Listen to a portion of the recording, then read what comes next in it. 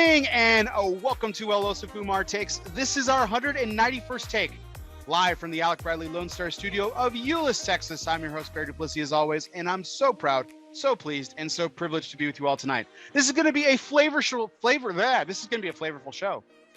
A lot of alliteration, hopefully, tonight, and with the amount of drinking that we're going to be doing, there's going to be a lot more slurring involved with too. So that was just a little preview before we get to formal introductions of our esteemed guests.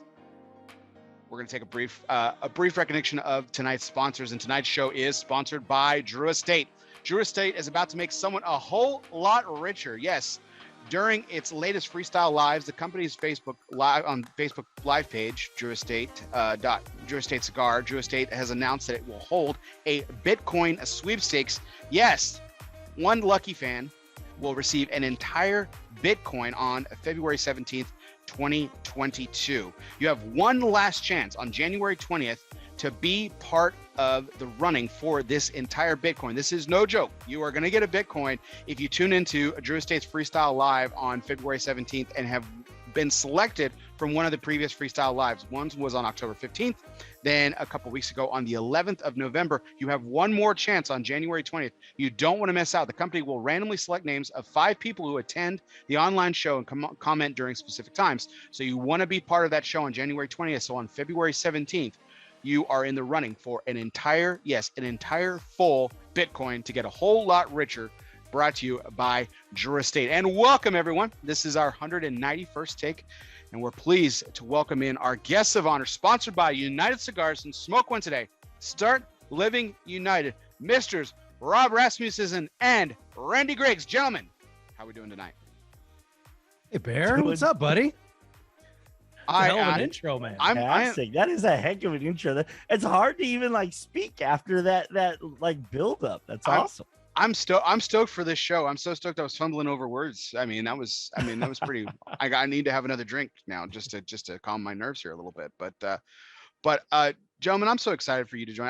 I've been really excited to do this show. I've been wanting to have you guys on to talk about the project you guys are doing at Cigar Dojo for a while. So this is a culmination of all of that. And again, an on-air nod to Rob for orchestrating this, putting this all together for us when I was reaching out to him and making sure y'all's schedule collided with mine. So thank you. Absolutely. Yeah. I sent Randy a couple of texts. That's it. That's all I did. You know what? It worked out. I appreciate the recognition. It worked out. But they were timely texts and well worded. I'll give you that. And you didn't read any of them.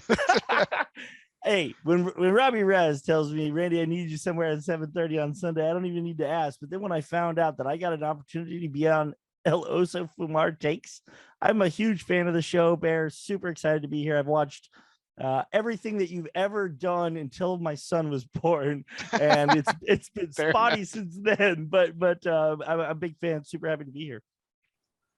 It's understandable, man. Sleep is a lost commodity, so I get it. No worries on that for sure. But no, gentlemen, thank you so much for joining us tonight. We're gonna go down this odyssey together, this journey that the two of you have taken. But a couple things to settle at the very beginning here. First and foremost, we got to talk about what we're smoking, what we're drinking tonight. I know we're getting to get into pairings later on in the evening, but I know everyone's already curious, especially for you guys. That's a big thing for what you all do. So Randy, why don't you kick us off here? What are you lighting up and what are you drinking tonight?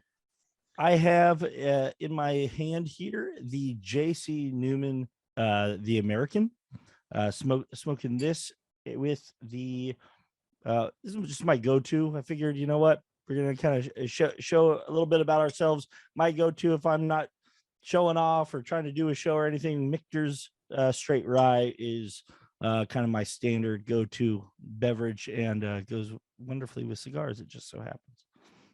Beautiful. Rob, what about you? When you're not showing off, I love it. I like the honesty, Randy. Appreciate that. I'm smoking the H. Upmann 175th anniversary, which is one of the first and frankly only reviews that Randy has ever done for Cigar Dojo.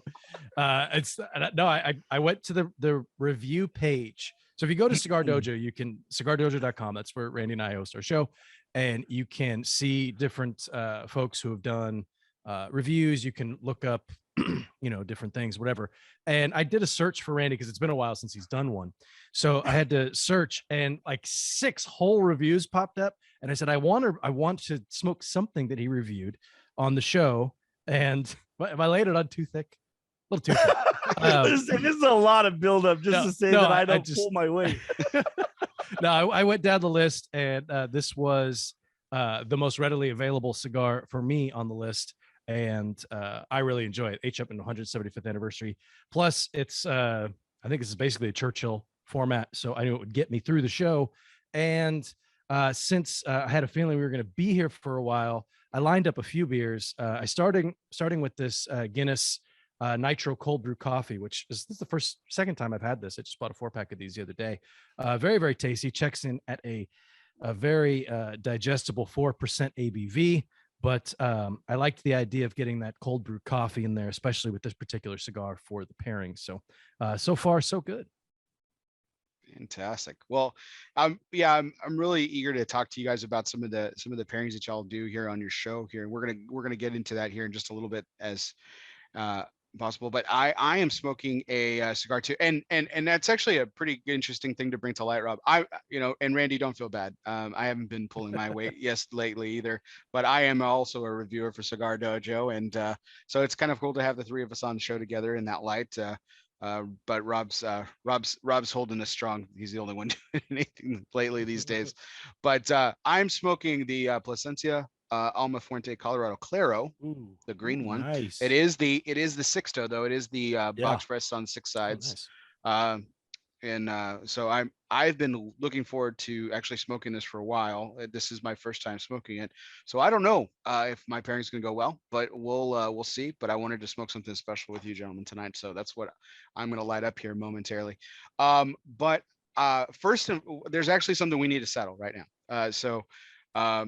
I was gearing up for the show. I put out the advertisements for the show, and I was putting words down on laying it thick on the keyboard, and I had a nice little flow going, and it seems I offended one of our guests, and I just want to clarify my remarks. So blast from the past, Rob, means our past, ELOSOFUMARTAKES past. This is your second appearance on ELOSOFUMARTAKES. That's how long it's been. The 26th. You were the 26th on the 26th take. So it's been a long time. As you guys heard at the beginning of the show, this is our 191st. So a long time coming for Rob's return to this show. So I just say a long time ago. Rob is old. Yeah, that's fair. Yeah, it's fair. I think and to say that you offended me is way too strong of a word. But frankly, I'm easily offended. No, I'm not. I'm not offended at all. But no, you're right. This has been a while. That was back in the Mombacho days. Yeah. When you had me on the show. So yeah, that is going back a ways. But I'm just thrilled to be back, man. It's a lot of fun. We talked hats and Mombacho, and I frequently still get messages occasionally to see if the giveaway that you were offering in the show is still active. I'm like, well, you probably have to take it up with current Mombacho manager. Did I not send out the giveaway? You did, but I think there was also a code involved too that might have gotten them some other stuff. Oh, right, there was like a discount code. Yeah, for the store or something. Yeah. I don't even know if that store is still active. So yes, a while ago, but it's great to have you back, Rob, and it's great to have you on, Randy, for the first time. So, but again, just kind of wanted to just spark up some conversation as we're lighting up our cigars, or probably already have, and testing with our drinks here. But it came to my attention as I've been become acquainted with the two of you over the years, and also listened to you guys on other shows and everything. The two of you actually have not a traditional let's say work life, I guess, and so it also brought to my attention that you guys have several jobs between the two of you. So I thought it'd be interesting to kind of go through and actually see who has more, and so I thought we'd kind of go down that line. So Randy, I mean, I noticed on your email signature that you sent me a minute ago, you have like 20 titles, so that's there's some icons, there's some trademark certifications, if you will. Yeah, in there. Yeah, pretty impressive. I'm not gonna lie. I was a little disappointed that PhD didn't make it in there, but I'm sure that's coming. The thesis is probably in the works. If only. Yeah, that's definitely a life goal. But no, I was lucky enough to find a career that I was passionate in at an early age, and have been able to stay with that career and find different ways to kind of live through my passion. So I work in the craft beer industry, very specifically. And today I am the national brand manager for 21st Amendment Brewery, which is the 34th largest craft brewery in America. And it's been a hell of a ride getting here. I'll say that. I won't go through every job I've had in beer, but I've been able to work in craft beer since I was 21 years old, starting in a homebrew shop, and peppering commercial brewers with questions and asking for opportunities to come and offer free labor, which in the beer industry will get you in the door just about anywhere. I'll tell you what. And so yeah, I've worked a lot of festivals. So I've been part of some pretty significant production teams, like the Brewers Association, who puts on the Great American Beer Festival in Colorado every year.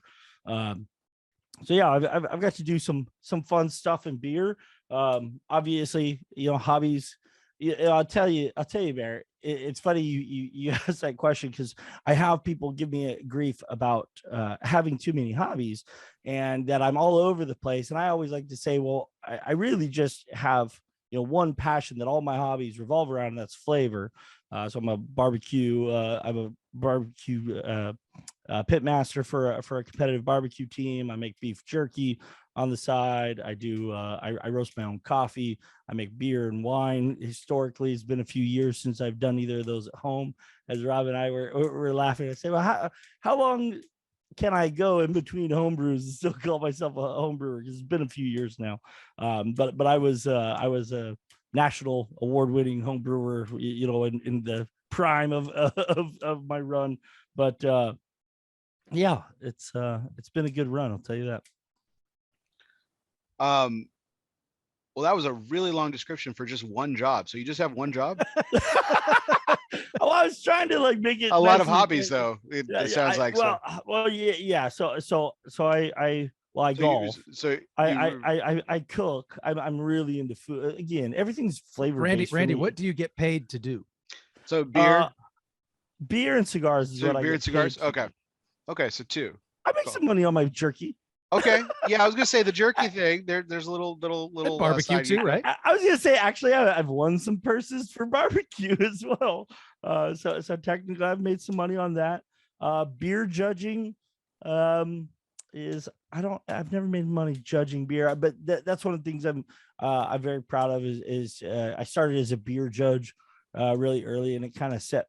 I learned for both barbecue and beer. Becoming a judge of competition makes you gives a strategic advantage to being a competitor. So I knew I wanted to brew really good beer, so I became a beer judge, so I could learn what really good beer tastes like and how judges determine that. I wanted to make really good barbecue, so I became a barbecue judge to learn how judges determine that. So that's really what I'm probably most known for, is that I become a judge of these things. I become certified in these things, and that helps me to engage it at a higher level as a consumer and as a hobbyist. So that sweet pick I nabbed for the advertisement where you're tossing those wings, what competition is that? So that actually was a first place wing championship that I won at the Russian River Beer and Barbecue Revival. Okay, now we're talking. I think we're on job number 7 now. Okay, all right, now we're talking. Now it's moving along. All right, good. I was disappointed with my own question there for a while. I was like, Jesus. No, I'm sorry. I as loquacious as I am, and as much as I like to talk about myself, it actually embarrasses me. So I just tried to sum it up all into I like flavor. Thanks for asking, Bear. Awesome. Well, Rob, I know I'll steal your thunder for just the first one, just because I've always been envious in the most flattering of ways that you get to work for the greatest game on earth in Major League Baseball, and that to me is just fantastic. So you work for the Giants. I'll let you tell everyone what you do, and then with them, and then a couple of the other ventures that you've taken on as well. Yeah, thanks for the compliment there. Yeah, I've worked for the I technically don't work for the San Francisco Giants. They outsource everything. I work for a company that is now called PPI, which I don't even know what that stands for, to be honest with you. Production poster something or other. I don't know. Wrong information, Rob. Yeah, Wrong doesn't matter. But I've worked for the team since 2006. And I run the digital scoreboard for home games. So it's a very long way of saying that I press buttons. If it's a ball, I press ball. If it's a strike, I press strike, that kind of thing. But it's been quite a ride, man. I've worked some pretty terrible games. I've worked some pretty important games, worked an all-star game, World Series, when Bonds hit 756, Matt Cain's perfect game, a couple of other no-hitters. Lincecum threw one. Jonathan Sanchez, of all people, threw a no-hitter. And Yusmeiro Petit almost threw a perfect game. Worked that one. Again, World Series, walked in some World Series parades. I do have one ring from 2012. Yeah, it's worked the COVID season with the cardboard cutouts. And halfway through the season this year, I realized how much I missed the cardboard cutouts. They're a lot more, they're quiet. They're behaved. Yeah, they're more well behaved, and they don't like jump up in your window and try to see what you're doing. But yeah, I've been doing that for a while. I do marketing is kind of the main gig that I've done. I've done that in the beer industry with some local breweries out here in San Francisco. Nothing to the scope that Randy's dealing with the 21A. So they're breweries that most of your viewers wouldn't know about, but Laughing Monk in San Francisco and Fieldwork Brewery in well, they're based in Berkeley, but they're all over Northern California. I've done out and also in cigars with Mombacho Cigars back in the day. I say back in the day, that was only like 3 or 4 years ago, but it feels like 2 lifetimes ago. And I do some writing on Cigar Dojo and some other freelance writing, some freelance design work. Just been doing a lot of different things lately to keep me busy, but it's a whole bunch of different stuff, man. But yeah, the bulk of my professional career was actually in athletics. I started at Sacramento State, where I went to school, and I was at UC Berkeley for the Tedford years when Aaron Rodgers and Marshawn Lynch and those guys were there. Worked in the athletics department there. I did 1 year with the A's in 2003. So yeah, mostly in professional sports. That's awesome, man. Gosh, what a ride. That's beautiful. It's funny though, it still turns into work. You know, it's there's days where it's like it's a Wednesday. And I'm like, God, I really don't feel like going to the ballpark tonight. And then I have to, look myself in the mirror and remind myself that, hey, you get paid to watch baseball, and it's not that bad. But sometimes driving into the city, driving home, it's just kind of, I think I'm just getting old. I think, frankly, is the issue. Well, that's how I started the show. Make no mistake about it though. Like you said, pushing pilots, but let's put this in perspective, man. No one, I mean, other than the person that you're paying attention to, nobody has to pay more attention to every single second of the game than you. There's true. You can't phase out. You can't like look at your phone. You can't take a selfie. I mean, these are things that I would do. You can, but 45,000 people notice. I think the best, I've had a couple. I'll just do a couple of quick stories. There was one game, and I don't remember who we were playing, but it was 2010, and Benji Molino's behind the plate. I remember that for a specific reason, but I had the count wrong. The count was 3-2, and I had 3-1. And so the umpire stopped the game. This is the only time this has ever happened to me. And I've worked well over 1,000 games. I would think. Yeah. It's been 17 seasons. He waves off, pauses the whole game. He turns around, he points up at the booth, and he says, it's 3-2. And so I go, okay, now I'm an asshole, so I fix it. Oh, pardon me. Can I say that on the show? I don't know. Yeah, absolutely, man. I didn't read the bylaws. Yeah, I know. drop the F-bomb. I usually do. So okay, copy that. Okay. And so I had to fix it. And then later I had whatever the count was. I don't remember what it was, but the umpire did the same thing to wave me off and tell me I was wrong. But Benji Molina tapped him on the shoulder. He's like, no, he's right. It is 2-2 or whatever the count was. So that's the only time that's ever happened to me in my entire career there, but it happened twice in the same game. And I didn't get an apology wave or anything from the umpire. I don't remember who the umpire was. Was it Jerry West? It was Angel Hernandez. Let's just be honest. It was Angel. Yeah, maybe, of course it was Angel Hernandez. Maybe it was.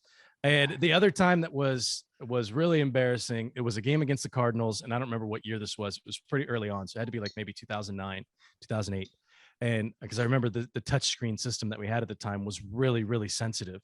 And there were these, for some reason, these up and down arrows next to each inning, so you could adjust the inning score. And they were tiny little, like 2 centimeter by 2 centimeter squares. And a bug landed on one, like a little gnat landed on the up arrow in the 7th inning and just kept giving the Cardinals runs. And I didn't notice it. And the VP of marketing sitting 2 seats down from me, he says, "Why are we losing 64-2 or something?" Oh my gosh. And I looked up and it was 64-4. We were actually winning 4-2. So I looked at it, I was like, oh crap, I got to fix this. I highlighted it, tried to put it as 0, couldn't do it. I had to press the down arrow every 63 times. And by the time I got there, then the crowd gives me this whole cheer about everything. Oh, yeah, it's right Nice. now. I mean, clearly it was obviously some sort of mechanical glitch, but Yeah, it's not a good look to give the opposing team 63 runs in an inning that we hadn't even played yet. oh jeez. Those are amazing stories. I can't believe I've never heard those. You don't like baseball, Yeah, so I don't tell you my Wow. baseball you story. were busy. You were busy making ribs, man, or Yeah. wings. Yeah. Or, Actually, I've told you 4 times. You just forgot. Oh, okay, that makes more sense. so I actually, in my haste to kind of move along here real quick before we get into tonight's major point, I missed what I was actually drinking with my cigar. And in honor of you gentlemen, the official sports drink of Cigar Dojo, I'm drinking Topo Chico. But I am pairing it also with there we go. I am pairing let's get a little freeze frame up there. Everyone get our There you go. there we go. Somebody snap that. There you go. Yeah.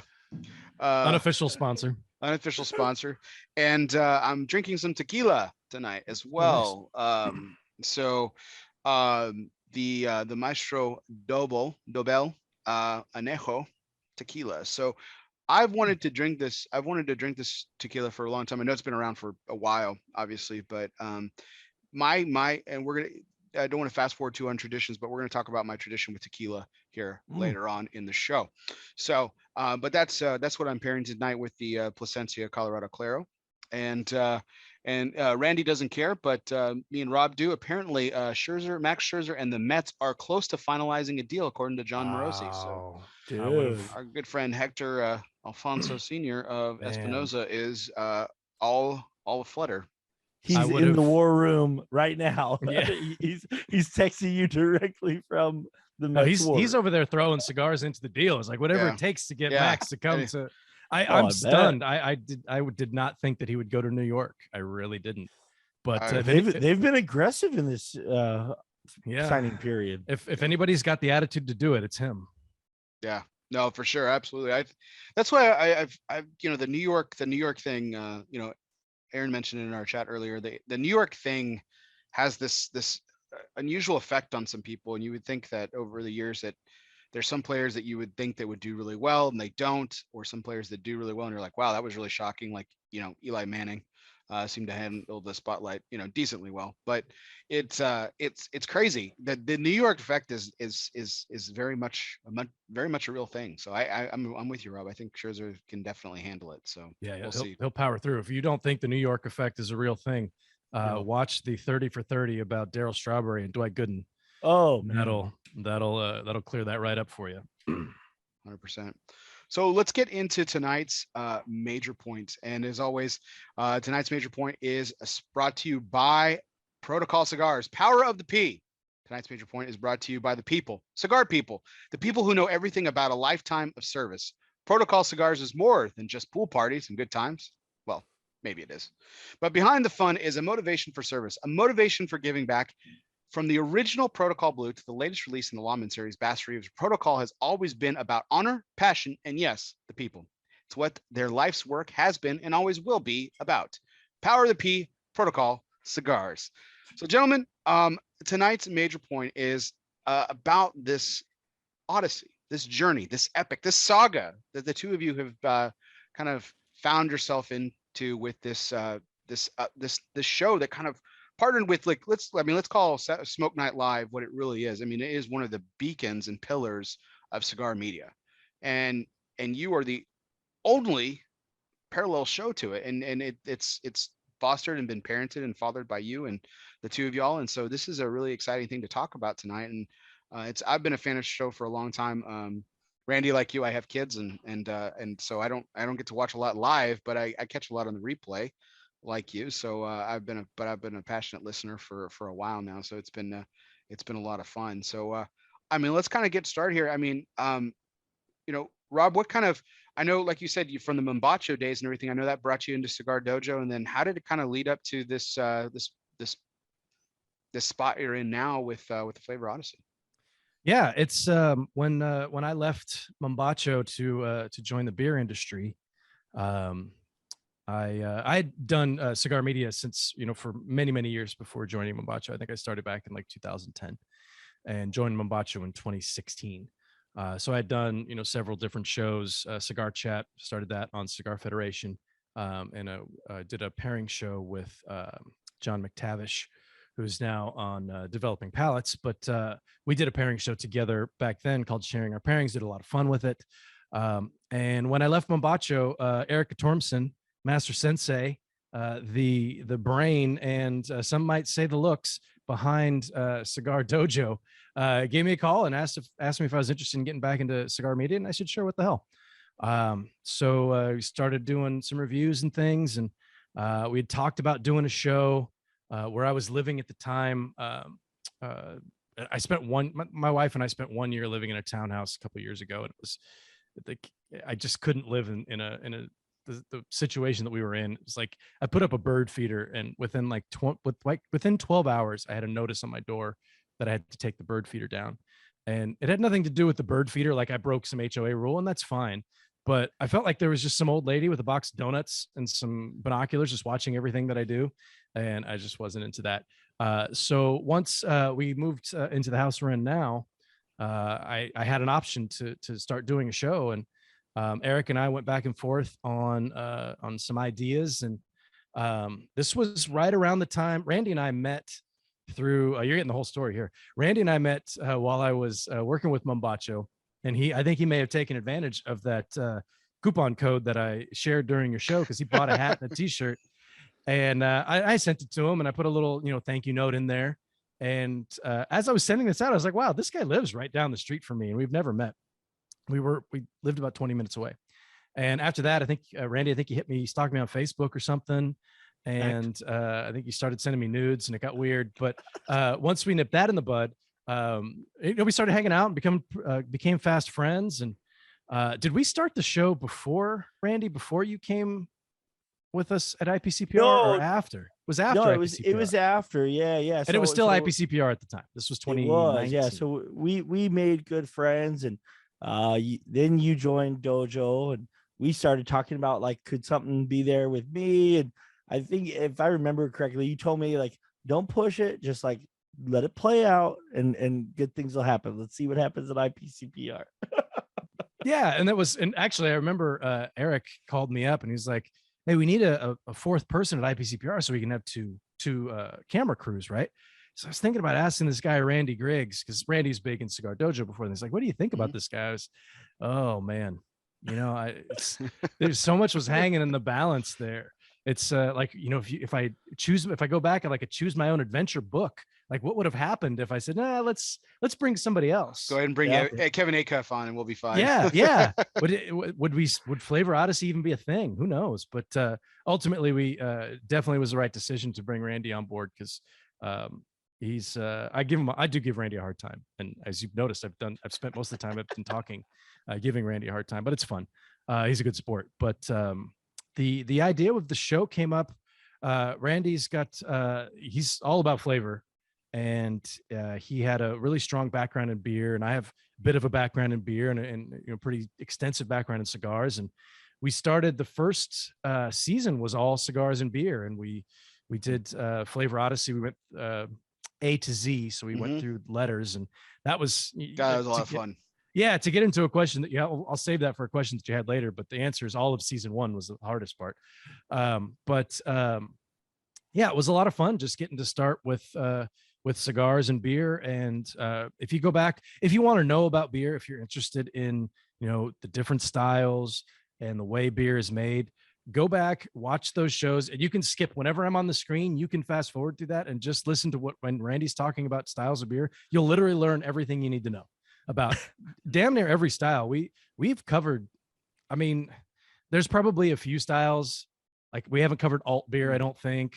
But I want to say we did actually. we might have, yeah. Like actually, you know what? I think the one with the yellow label. Absolutely did. Yeah. So there you go. Like I think we've covered. I mean, we didn't get too deep into sours, but you know we've done some.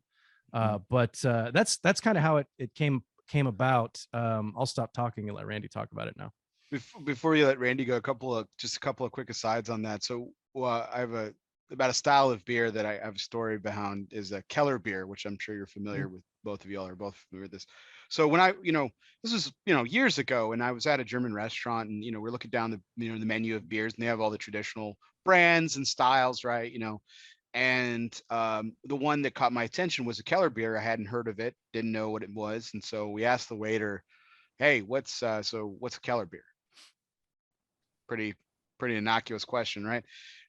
Well, he proceeded to talk for as long as Randy did when I asked him how many jobs he had.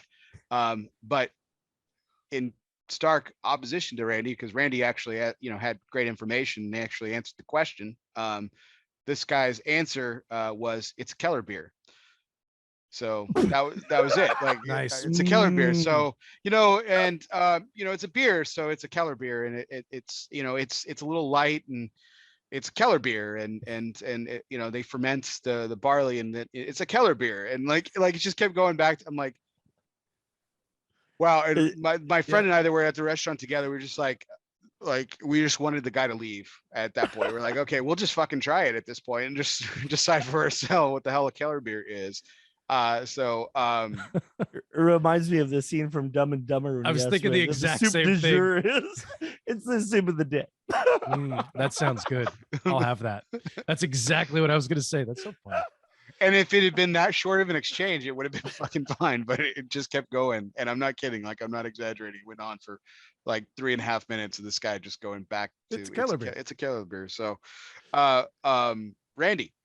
Yes. What is a Keller beer? And tell us about your journey. A Keller beer is actually German for cellar beer. So it is a wheat-based ale for anyhow. Yeah. So again, being a beer judge, I'm a bit of a beer style.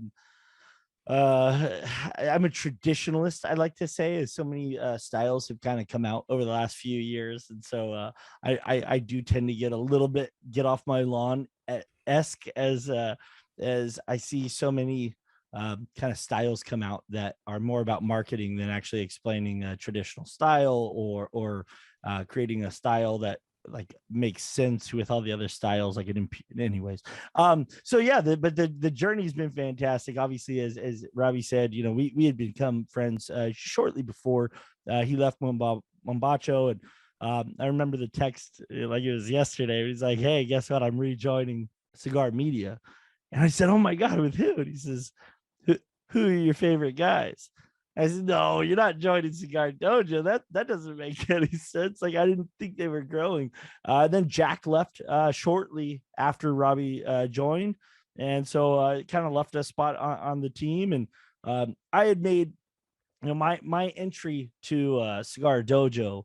I was just a watcher. I was on their app. I was watching their YouTube videos, and I saw that they were going to Honduras and we're going to have a contest. And the contest was going to be to give a trip to Camp Camacho. You pay airfare, everything else is covered. Full trip to Honduras. I really wanted to win it, obviously, but so I end up winning the trip, and I message Eric, who I didn't know from Adam at the time, and I said, "Hey, I'm so thankful. I want to come out there and visit you guys and thank you in person. I'm that honored." And the timing just happened to be really good because it was right before Rocky Mountain Cigar Fest. And he said, "Well, in like 2 weeks, we're having this industry VIP party at the studio. Why don't you come by then?" And so I flew out just for the party. That's where Rob and I actually met for the first time in real life. We had been online friends before that.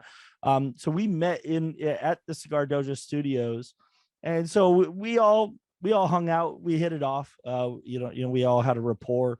They saw I could handle my booze without getting crazy by the end of the night. And so no one saw that. We all saw we saw the opposite. The exact opposite. So yeah, then like Robbie said, IPCPR had a void in the crew because when they brought Rob on, they were still 3 deep. They were Eric, Jordan, and Jack, and so Robbie was gonna like kind of fill out the quartet, if you will, and then just shortly after Rob joined, Jack decides to leave for another gig. And left me the opportunity to be Robbie Raz's cameraman, which was an honor. Honestly, I mean, I don't know if this is a fact that would stand through fact checking or not, Rob. I don't know if I've ever heard you say it, but we all give Rob credit for him and Surgeons sharing your pairing show was, if not one of the very earliest cigar pairing shows, it was the first pairing show potentially, and so, he was well known for that kind of thing. Obviously, myself being passionate about flavor and judging and the criteria of what it takes to, how to put together a pairing is something I do as a profession. Obviously, more with food and beer than with cigars, but it seemed like a natural fit, and so I was pretty excited that Rob gave me the green light and said that he'd work with me. It was after we did keg stands together at that party. That's what cemented it in my mind. That we should. And I remember Claudio doing a keg stand too, and I kept thinking, "Oh my God, that's the president of our company. I hope he doesn't get hurt." That was my concern. I was that guy. I was den mother on that trip. I'm pretty sure it was you and I holding his ankles. Yeah, probably. Yeah. I needed to have hands on because I wanted to. Right. If it's somebody's fault, at least it can be mine. Well, what's interesting about the first IPCPR show that you mentioned, Rob, where Randy and you guys worked together. So I was at the Cigar Dojo party. Randy comes up to me, and I think we're a day or two into the trade show at that point. I think it's Randy's first show, obviously, and I'm just fucking dead, right? I'm tired. And like most of us in Cigar Media, we're used to, and Randy's just like still like going a million miles a minute. He's like, "Hey, how many boosts did you hit, Bear?" And like, we hit like this many, and oh my God, like I was like, Jesus, man, like I can't feel my feet. I don't know how many we did. Which is kind of funny because we talk about that youthful energy that Randy has, but I mean the truth of the matter is that like, and you mentioned Eric, Gatormson a minute ago, and we've got Garrett Robinson listening to the show, so of course partners with Matt Ty. I think between the collection of the lot of you guys, I think I'm thoroughly convinced that there's a fountain of youth that y'all have found that I've just not been privy to, and one day I will earn my way into this club of being able to, because y'all are like older than me, and I feel like twice your age, so and I feel like I look like it as well too, so it's immaculate. What you guys not at all. Rob looks at least 10 years older than either of us, Bear. I'll tell you that. No, it doesn't. 100%. Like, no, because Rob will tell you that when we were on a show together, and I usually rock a backwards hat, but I wanted to wear my my Harrisburg Senators minor league hat in honor of our hat collections, Rob. But tonight, I made a comment about how we're the only two guys in the world who can wear backwards baseball caps while pushing 40 and still be fucking awesome.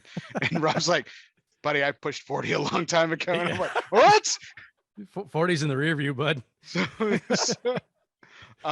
So yeah, I've got an undying commitment to the backwards cap, whether it's it looks good or not. I'm going to the grave.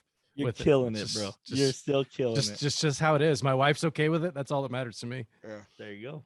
I'm gonna say, I always wear a hat, and as much as possible. And in fact, I think the wedding, my sister's wedding ceremony was a time I'd been without a hat in probably like, I don't know, 3 years. But I promptly put on a fedora when we left afterwards. Got to do it. Got to do it. But this, I mean, it's fantastic that you guys were able to get together and kind of build this thing around, what Randy has called a passion, but obviously passion for you too, Rob. I mean, you've been doing this for a long time, and you kind of spearheaded the pairings shows that have kind of spontaneously come about, whether they've been in mini series or a whole dedication to a show and everything. And that's a testament to you. I mean, sharing our pairings, is still going strong, and that's something that you started. So I mean, that's pretty awesome. What was it about? So why was it those roots, Rob, that you were like, this is, I want to bring that back, but put a different spin on it with Randy? Was it that, or was it just, the partnership with you and Randy that kind of said this just feels natural? It was a little. First of all, thank you for the kind words. I appreciate that. I don't know if when John and I started sharing our pairings, I don't know if that was the first pairing show or not.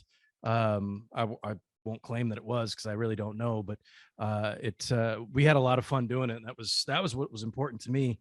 And with just going back and forth with Eric, and first of all, I wanted to join Dojo just because it's a lot of fun. I just enjoy everything that they do back when it was, app based, and now with the Dojo verse, everything online. And I think you could still have that plugged in as an app somehow. I haven't tried that yet. I just log into the site, but not nearly as much as Randy does. Randy, have you achieved your black belt yet? I'm not there yet. No, 3,000 points away. Oh, so like tomorrow, you'll get it tomorrow. Tomorrow or the next pretty day. soon. Yeah, that's Yeah. exciting. Yeah. I have, for those of you, if you're not familiar with the Dojo verse, it's community based, and you can check into your cigars, and you give them thumbs up, thumbs down, or whatever, and you interact with other people. There's different groups inside. There's a Flavor Odyssey group inside of Dojo verse, where you update everybody with all the pairings and everything we're going to do for the show. But for all your interactions, you accumulate points, and you have your belt, and it starts the same way. You start with a white belt and move all the way up. I have petitioned for a pink belt to be made, just for me, many times, but it's really just never going to happen. Much like Randy getting to the Hall of Fame, just not going to happen. Wow. Damn. It's Savage. It's low hanging fruit. I had to go with it. If you get into Hall of Fame, I want a pink belt. If I get a pink belt, you're in the Hall of Fame. That's all. It's fair. We shouldn't be fighting against each other. We should team up. Collaborating. I like it. It's important. So you accumulate points for your interactions and posts and things. So as you do that, you get new belts, you get badges for different cigars you check in. It's a lot like Untapped, if you're familiar with that in the beer world. Yeah. The original question was about the show, and I tend to go off on tangents. That's a thing. So when I was talking with Eric, we wanted to do another show, but we didn't want to do one just for the sake of doing one. Smoke Night Live is kind of the interview show, and that's what I had done with Cigar Chat back in the day on Cigar Federation, which is also still going strong. Logan Lawler and I started that show. And so I didn't want to just do another interview show. There's plenty of them out there, and there's plenty of people doing it really well, yourself included, Bear. So we didn't need to dip our toe back into that. And so for me, the next logical thing was to go back into pairings, because I really enjoyed doing that. But from there, we had to figure out, okay, what's the format of the show? Because I don't want it to just be kind of the same old stuff. And am I going to do it by myself? Absolutely not. I just wasn't going to do that. To me, it would have been, with pairing, flavor is so subjective, right?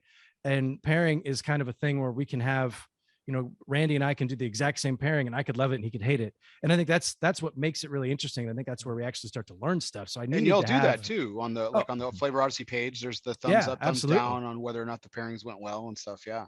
And you can track all that on the if you go through to the Cigar Dojo website. I'll go into that in a second. But once we did IPCPR 2019, I think it was, and I think that was when we really started to kind of flesh out the idea.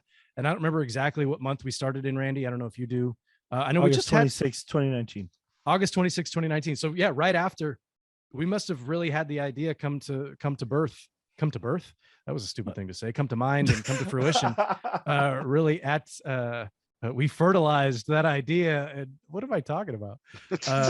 At IPCPR. It's weird because Vegas, who knows what happens there. But so it was that was IPCPR. So yeah, you've got the Flavor Odyssey podcast page up. If you hover over events there, on the top there, where you already have it highlighted, just go up to the right. Oh, bingo. And then go down to Flavor Odyssey. Don't click it, and then click schedule on the lower right there. Yeah. Like scroll over to schedule. That will bring you to the page that shows. Okay, here you go. Thumbs up, thumbs down. Yeah. So this is if you want to scroll down, this is kind of some stats for the seasons. And if you can scroll all the way down to the bottom, and that'll be season 1, and and then I'll list all the pairings that we did, thumbs up, thumbs down, what Randy thought, what I thought. And all of these live on our YouTube channel, so you can go back and watch all of these. So that was the first season. We did Flavor Odyssey A to Z, and that's right. We started, the first beer we did was a 21st Amendment beer. It's like you knew it was coming, Randy. Yeah. Or you were already working there at the time. No, that was like 2 or 3 months before I started working there. That's funny. But yeah, if you just go through, you can see all the different things. We stuck with the alphabet there, and that was all beers.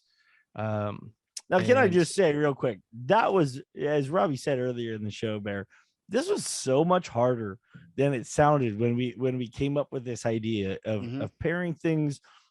We left it as open as it could be the brand, it could be the name of the cigar, it could be the name of the beer, it could be the name of the brewery. We had to, otherwise we would have been screwed. But everything had to line up with the alphabet, and there were some very, very challenging letters where we like had no option, and we went into. Can you believe Chocavesa? Actually, we assumed X would be really tough. That actually ended up being, let me see. Oh no, we both put it down. Oh yeah, because that beer totally overran the cigar. Yeah, beer was too much. Yeah, way too much. But yeah, some of these were really tough.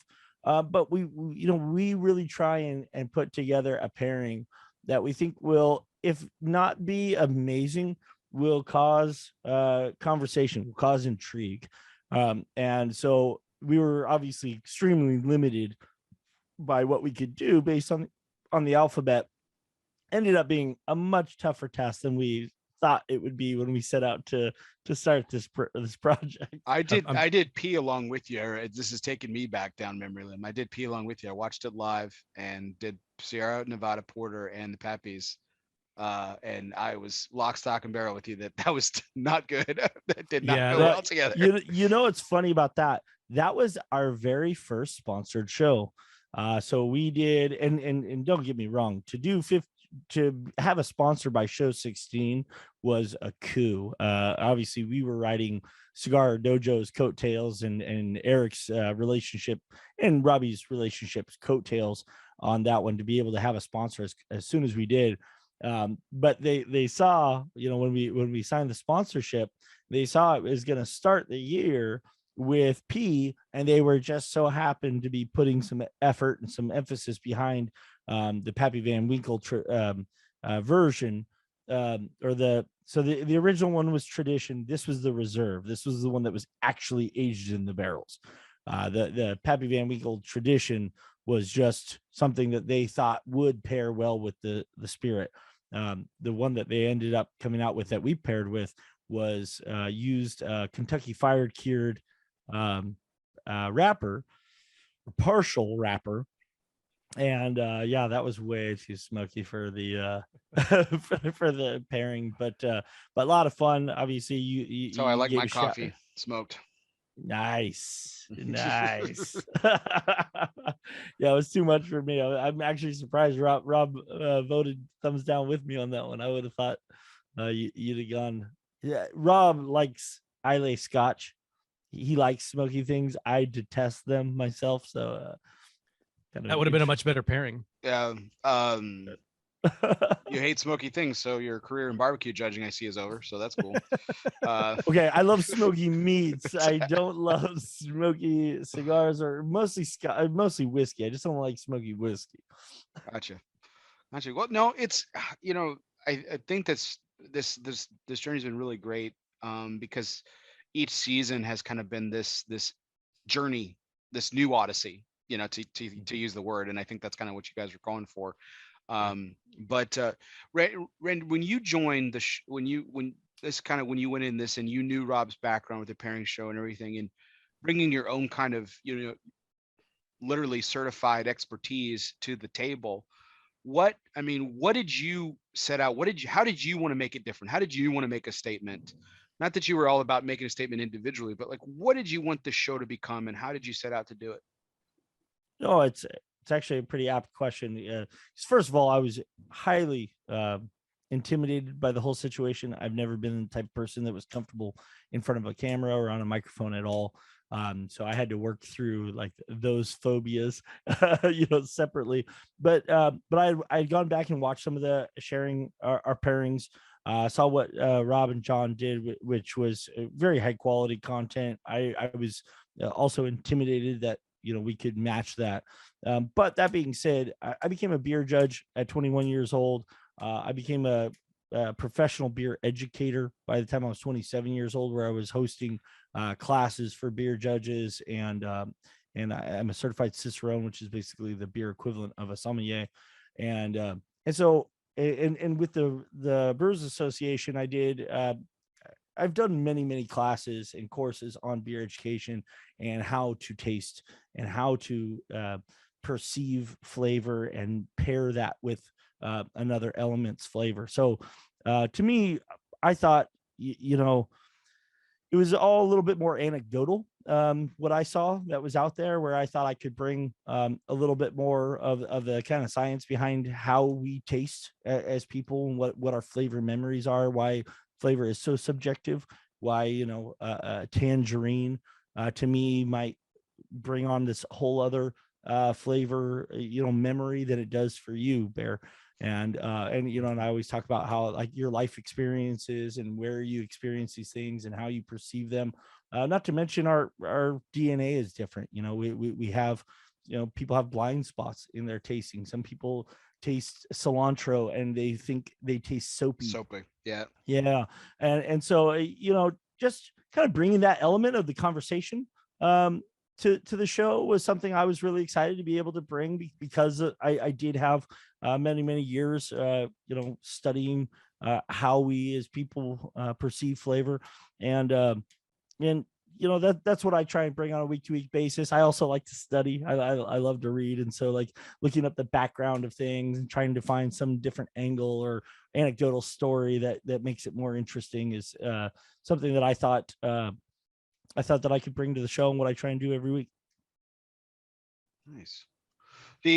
The thing that was interesting to me is, and you're not the first person to say, and it's look it up, and that's the definition of it, that a cicerone is the equivalent to a sommelier. Now I'm asking you, Randy, because you're the cicerone. Like, how much truth do you think there is to that? I know you say that you're about to answer this without the knowledge of being a sommelier, but because there's so many different. There's so many different tests and so many different ranges and so many different grades when it comes to sommelier. There's actually a few in the cigar industry. Tony Bellotto, La Barba, James Brown, Black Label Trading Company. Really? His James wife, is a sommelier. Yeah, and so is his wife Angela. Yeah, No shit, I didn't know that. Yeah, so I'm just, is there that type of level with being a cicerone? I'm just looking for a little more, because you're the first person I've heard of people being on staff at restaurants but I didn't really know the intensity behind it. I know you put a lot of hard work into it. I'm not trying to belittle it. I hope you understand. No, not at all. So I'll tell you, it's intense. When Cicerone came out, it was just the first level. So there's 3 levels of sommelier and 3 levels of Cicerone. And so each level, as you can imagine, gets progressively more difficult.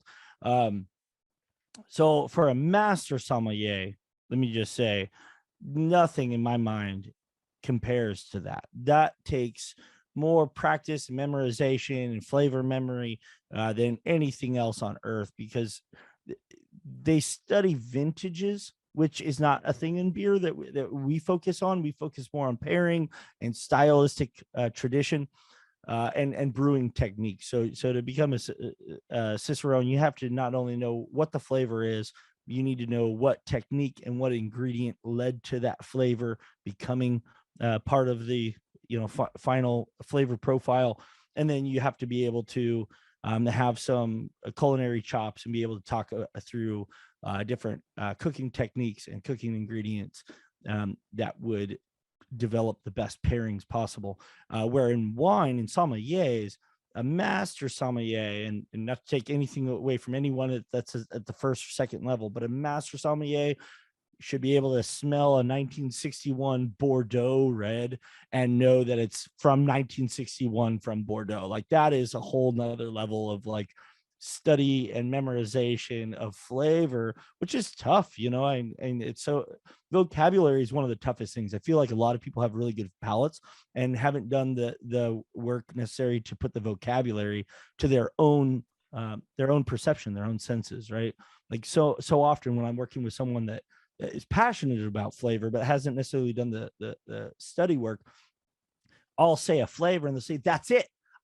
You just said it. When you said it, everything just fell into place for me.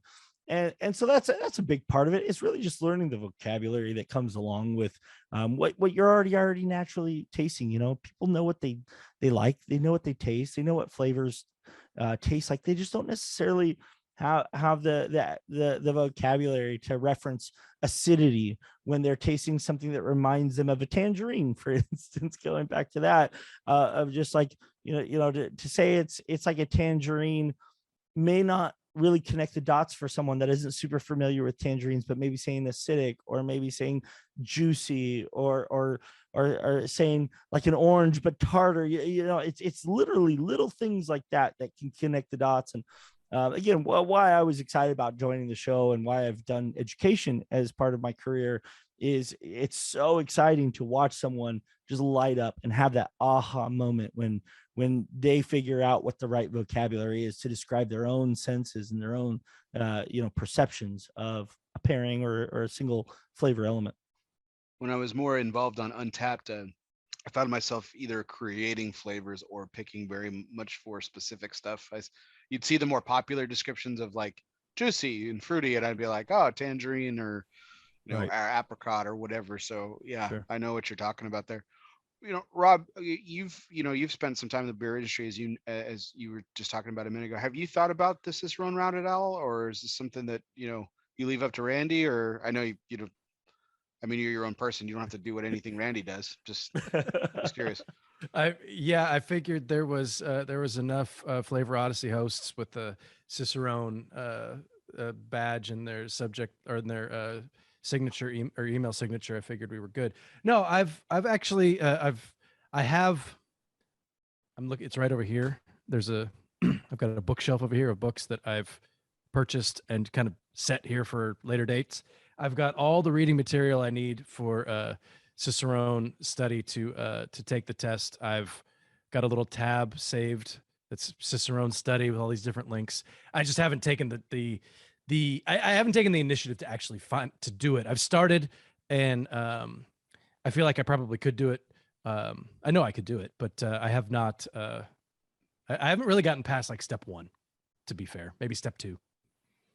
Something I'll just say real quick to that. Like when your whole life becomes judging and dissecting and perceiving liquid, I find that just instinctively, if I have a glass of water in my hand, I'll swirl it and smell it, and then look down and realize, oh yeah, that's right, it's water. I don't need to like go to that level. I think so much of like I said, so many people already have the palate to do it. They just lack the vocabulary. I think so much of it is just paying attention. And I don't want to speak for Rob, but I think over the last 2 years that we've done the show, it's caused us both to spend so much more time concentrating on, okay, do these flavors go well together? Are they at the same intensity? Does this work? Does this like create a third experience that is greater than the sum of its parts?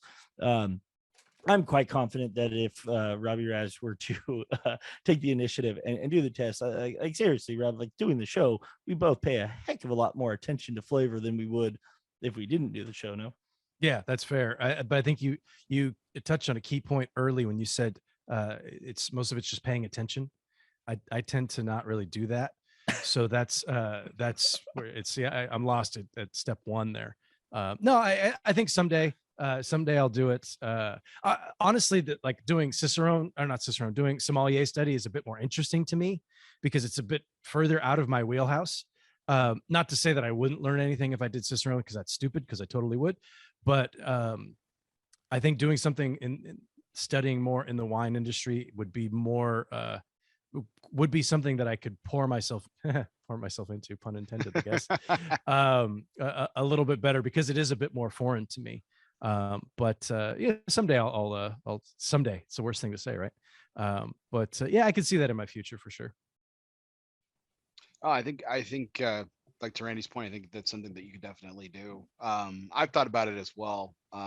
but I mean, I haven't. I mean, if you feel bad about step one, Rob, I mean, I haven't taken step zero. So I mean, You haven't even bought the books. Yeah, you're ahead of the curve. That you haven't read. And you know, the new year is just around the corner, Rob. So it's time to make those resolutions that none of us ever follow through. But here's your chance. It's funny. We have a topic coming up later where it will be the one New Year's resolution that I actually stuck with. Fantastic. Teaser.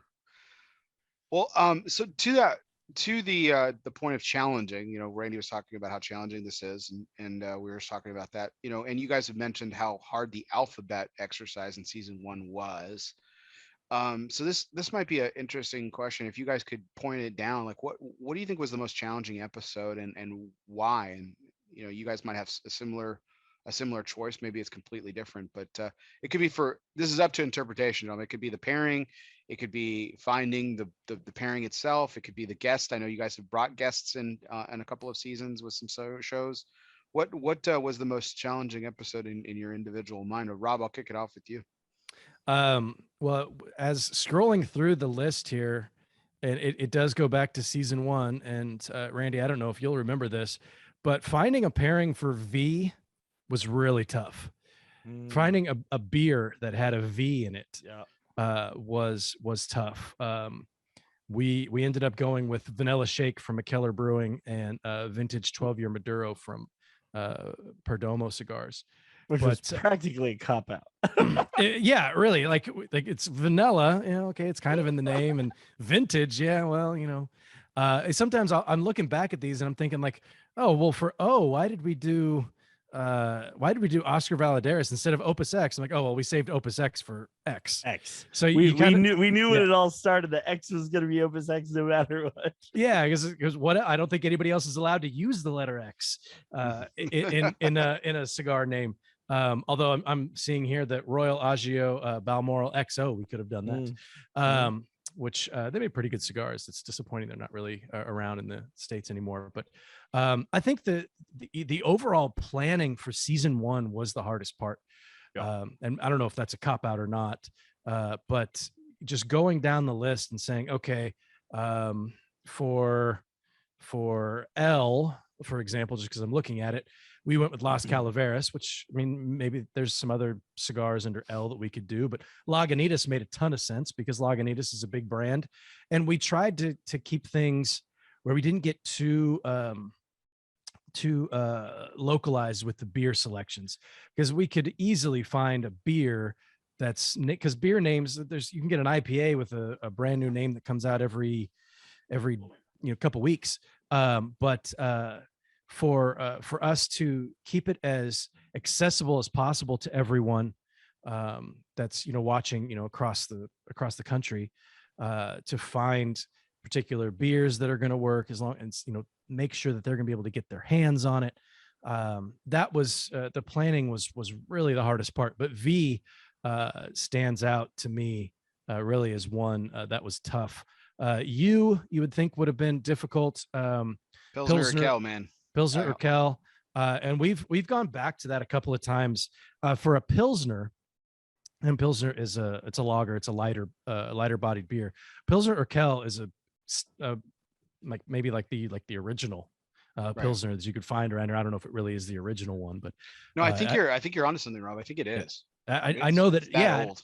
I know that everybody can. It's been, when you start getting into German beers, and they've been around since 1635 or whatever. So we tried to do the best we could to make sure that we didn't get too localized with the beer.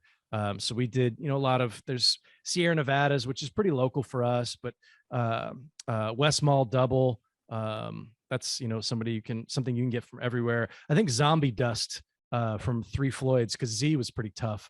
That was probably the most localized beer, although it's pretty famous. And we were able to, I know we had some dojo guys that hooked us up with some bottles of that, because we can't really find that out here. But, and the other hard part was to talk Randy out of doing Cigar City Maduro every week. That's fair. That's totally fair. I'll tell you, if you just want a no-brainer cigar pairing with a beer, Cigar City Maduro is, and I have no dog in that fight. There's no bias or affiliation there. it just goes really well with cigars. Brown ale, that's one thing that I've learned from this show is brown ales, American brown ales, I guess, right? That's not an English brown ale. American browns are, see, you get real specific with this stuff, and Randy will get mad at you if you don't. Southern brown ales are just Southern English are just so much different. You have to really like differentiate. It really is true. I mean, it sounds silly, but it really is true. But Cigar City Maduro, now there is a cigar. Who put that out? Was it I can't remember who. Punch made that cigar. Punch. Yeah. So that just came out. So yeah. So we'll have to do a show with that at some point, Randy. But yeah, that's brown ales pair really well. Yeah, that's got to be the hardest thing that we've done, because we wanted to when we were there in season 1. Not only did we have the limitation of the alphabet, but I had this, like, I kept demanding that we do cover all of this style. Well, I guess Rob maybe demanded it more than I did, because I would have just done brown ales every week. But but doing a sour and doing an IPA, IPA is a very, very bitter style of beer, sour being very acidic. It is difficult to find a natural pairing where you're not turning people off, and not to say that we always wanted to have the pairing work. We always talk on the show that a bad pairing is often a better learning experience.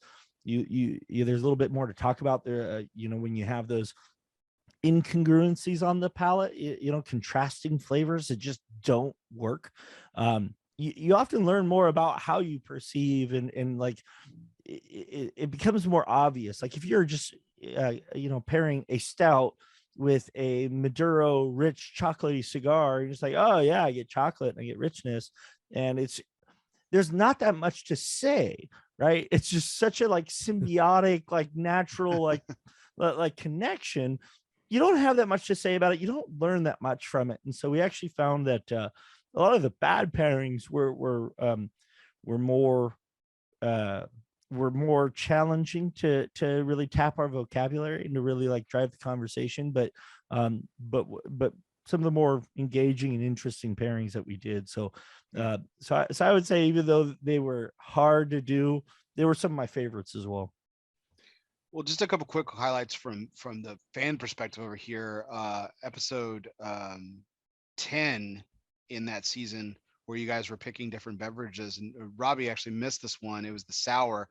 Was totally worth the watch, just as because Eric was just not having it. He's the whole sour concept, and props to him for being a good sport through it, because he went through the sour test and everything.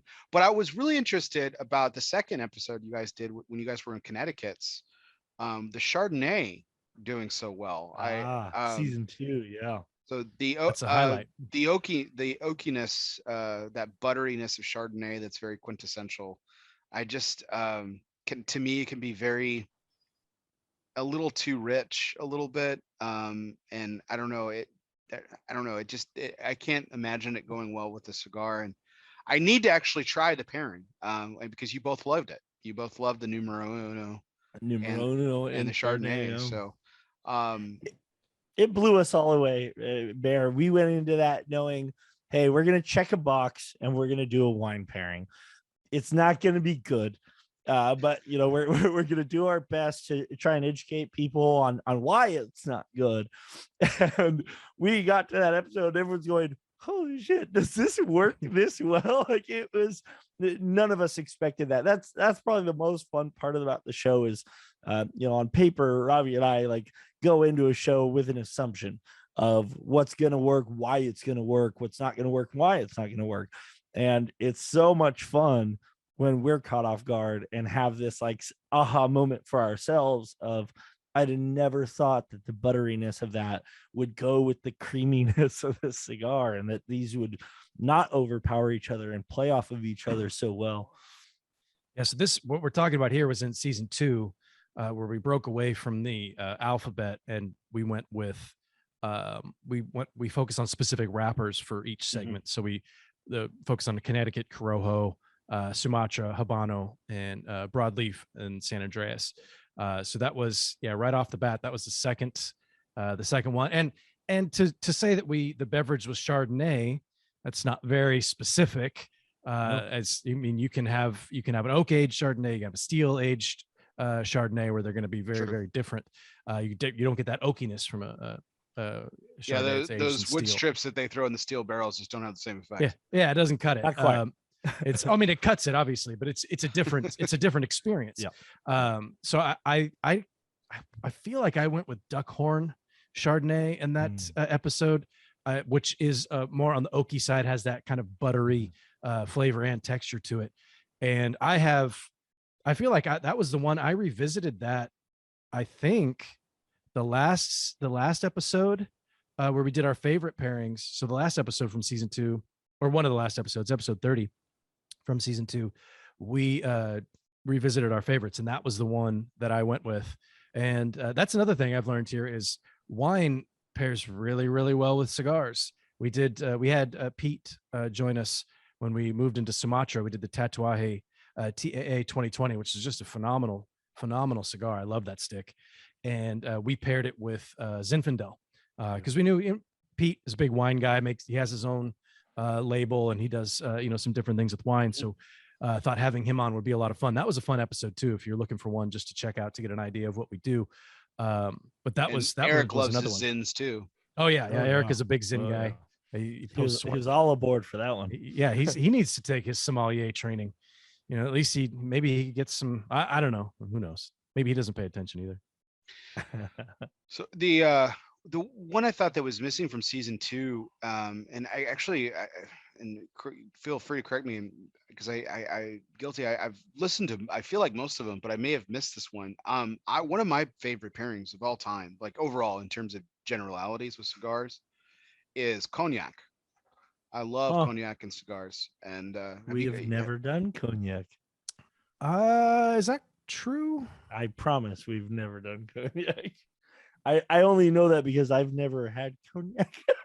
Really? Oh, Randy. No, not really. Randy, you'll love it, man. You'll love it. I mean, it's like you're right. The fruitiness of, I mean, those champagne grapes, like in a bourbon, is like the weirdest combination, because it's got that really nice, like really aged oak, French oak barrels. And like, we're talking genuine cognac, right? Because if it's not cognac, it's brandy, right? Because that's what it is. So, but those champagne grapes and those French oak barrels and that marriage together makes such an exquisite spirit. I love it. I love cognac. Love it straight. Look forward to get mixed into the show in a episode soon to come. I love that. So, I've never heard anyone make that argument for cognac and cigars. Actually, I love it. I'm kind of stunned that we haven't done it. I don't drink a lot of cognac. I think I probably have a bottle of Hennessy somewhere in the bar, but I have had some of the higher end stuff. My wife, she used to put on some events for this family that she works with, and they had Louis Trey, some Louis Trey, and she brought home. Damn. She brought home like a little glass full, and she wrapped it up with saran wrap real tight, just so we could try it at home. And it's beyond delicious. But nice. I mean, that's probably like $1,000 worth right there. Yeah, those bottles are not cheap, so we're not going to be drinking that. But it's funny if you go back and you watch the movie Cocktail, and I love some of these old references. You watch the movie Cocktail from like 1987 or 88. I was gonna say Tom Cruise. Where Tom Cruise is a bartender, jet setting between Jamaica and New York. They have a bet. He has a bet with what's the other guy's name? Oh gosh. It'll come to me. Yeah. Anyway, so he has his own set of laws. Yeah. Yeah. Coughlin's law. Douglas yeah. Coughlin. Yeah. He's opening up a bar, and they make a bet that he's like, oh, you'll be working for me by Valentine's Day or whatever, and or St. Patrick's Day or something. And they bet a bottle of Louis Trey, and Tom Cruise goes, $500 a bottle of brandy, $500 bottle of brandy. I'll take that bet. It's like it's like $1,500, $2,000 bottle of brandy now. That's inflation. No joke, man. It's crazy. So I mean, definitely some great episodes along the last few years, man. I can't wait to see what you guys do with this going into other seasons. Because I mean, this is just to me. I mean, I know you guys are just scratching the surface, like we talk about with your backgrounds, your expertises. I mean, this is just the beginning. I mean, you guys are even going so far as in the last recent episodes with mocktails. I mean, you guys are really, varying it up and everything, and really have been enjoying this journey. It's been fantastic. What's been the most fun? There was one like you guys just like, like it was just genuine. I mean, I know the whole thing has been fun, but what was just like, it was genuinely a thrill. Like you got done with that and you're like, man, that was, oh God, that was a thrill of a lifetime. Might be exaggeratory, but let's throw Terrence Riley in the mix and be like, it was the greatest time of our lives. I mean, what one or two episodes did that for y'all? Randy, you go first.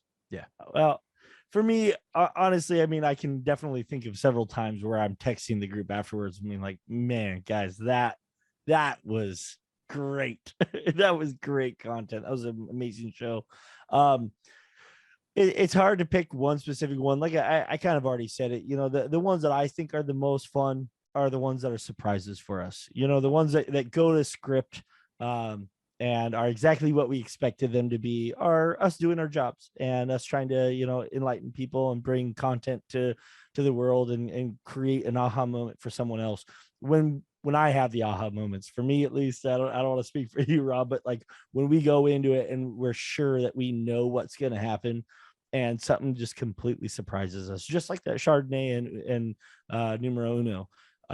Those are the most fun because like I catch myself reeling, like, how did that happen? How did we not know that would happen? How did we not expect that to happen? Those are the ones that I enjoy the most in general. Yeah, for me, I could pick out a few specific ones. Like honestly, episode 1 from season 1, where we did Anchor Porter and Fuente and Yeho. Oh, because the Anchor Porter, like I always think about that. Such a good pairing. It was like we started out really strong. And I remember at the end of that, we're like, this was when Randy and I were pre-recording. We were doing them in the same when Randy and I lived closer together. We were doing them in the same studio. This is pre-COVID, obviously. But doing that show was like, oh man, this is going to be easy because the first one was so good. But there's a few others. In season 2, we did episode 8. I'm scrolling through. I don't know these off of memory. Season 2, episode 8, we did Old Cuban Cocktail, which is one of my favorite cocktails. It's a rum based. It's akin to a mojito, but it's rum and champagne. Oh, so a mojito's not made with tequila. That's weird. Yeah. So you watched the most recent episode. We'll explain that. I know neither of us thought that it was. Yeah, I know. Because we would yes, you have a brain that's attached to your spinal cord. We'd lose our show. But yeah, that one was a lot of fun. Because that was a cocktail that I loved, and none of these guys had it before, so it was just fun to, when you enjoy something and you can share it to people with you like, and they enjoy it, it just feels pretty good. And there was another one in season 3 when we were in our chocolate segment, and we found this cocktail called Batida de Coco, which is it's a Brazilian like lots of coconut milk, coconut cream. And I think there was some chocolate in there. I don't even really remember the recipe, but it was so freaking delicious. I'd never had it before, but it was so good.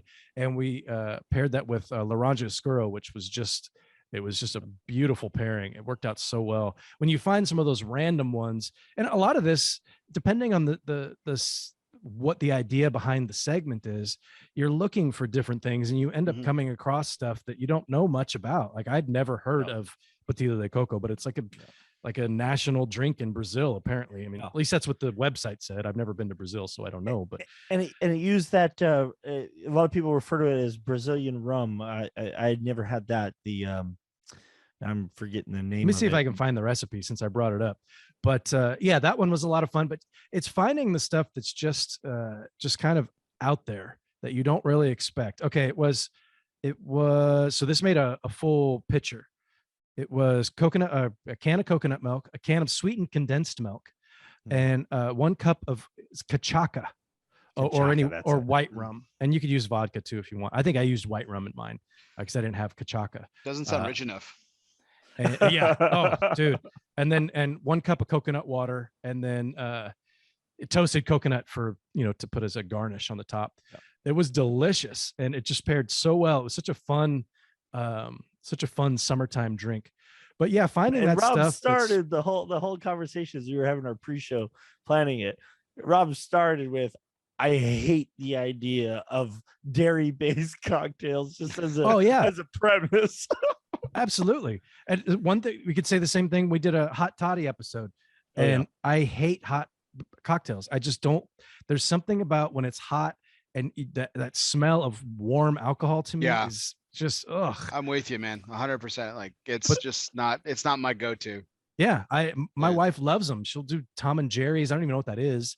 And hot toddies. Hot toddy is kind of a catch-all phrase. Apparently, there's a million different recipes out there, but the one that we used was damn good, and the pairing was great. So it's really the ones that just kind of catch us off guard. And I think that's what Randy said. I just was picking out some specific episodes that I'll throw just one more out there, because I really appreciate that you mentioned the mocktails, because we've had, this is our 4th season doing this. We do 32 episodes per season, and we've had a lot of requests. We have a lot of followers, a lot of audience members that are non-alcoholic, in their life. They choose not to imbibe in alcohol.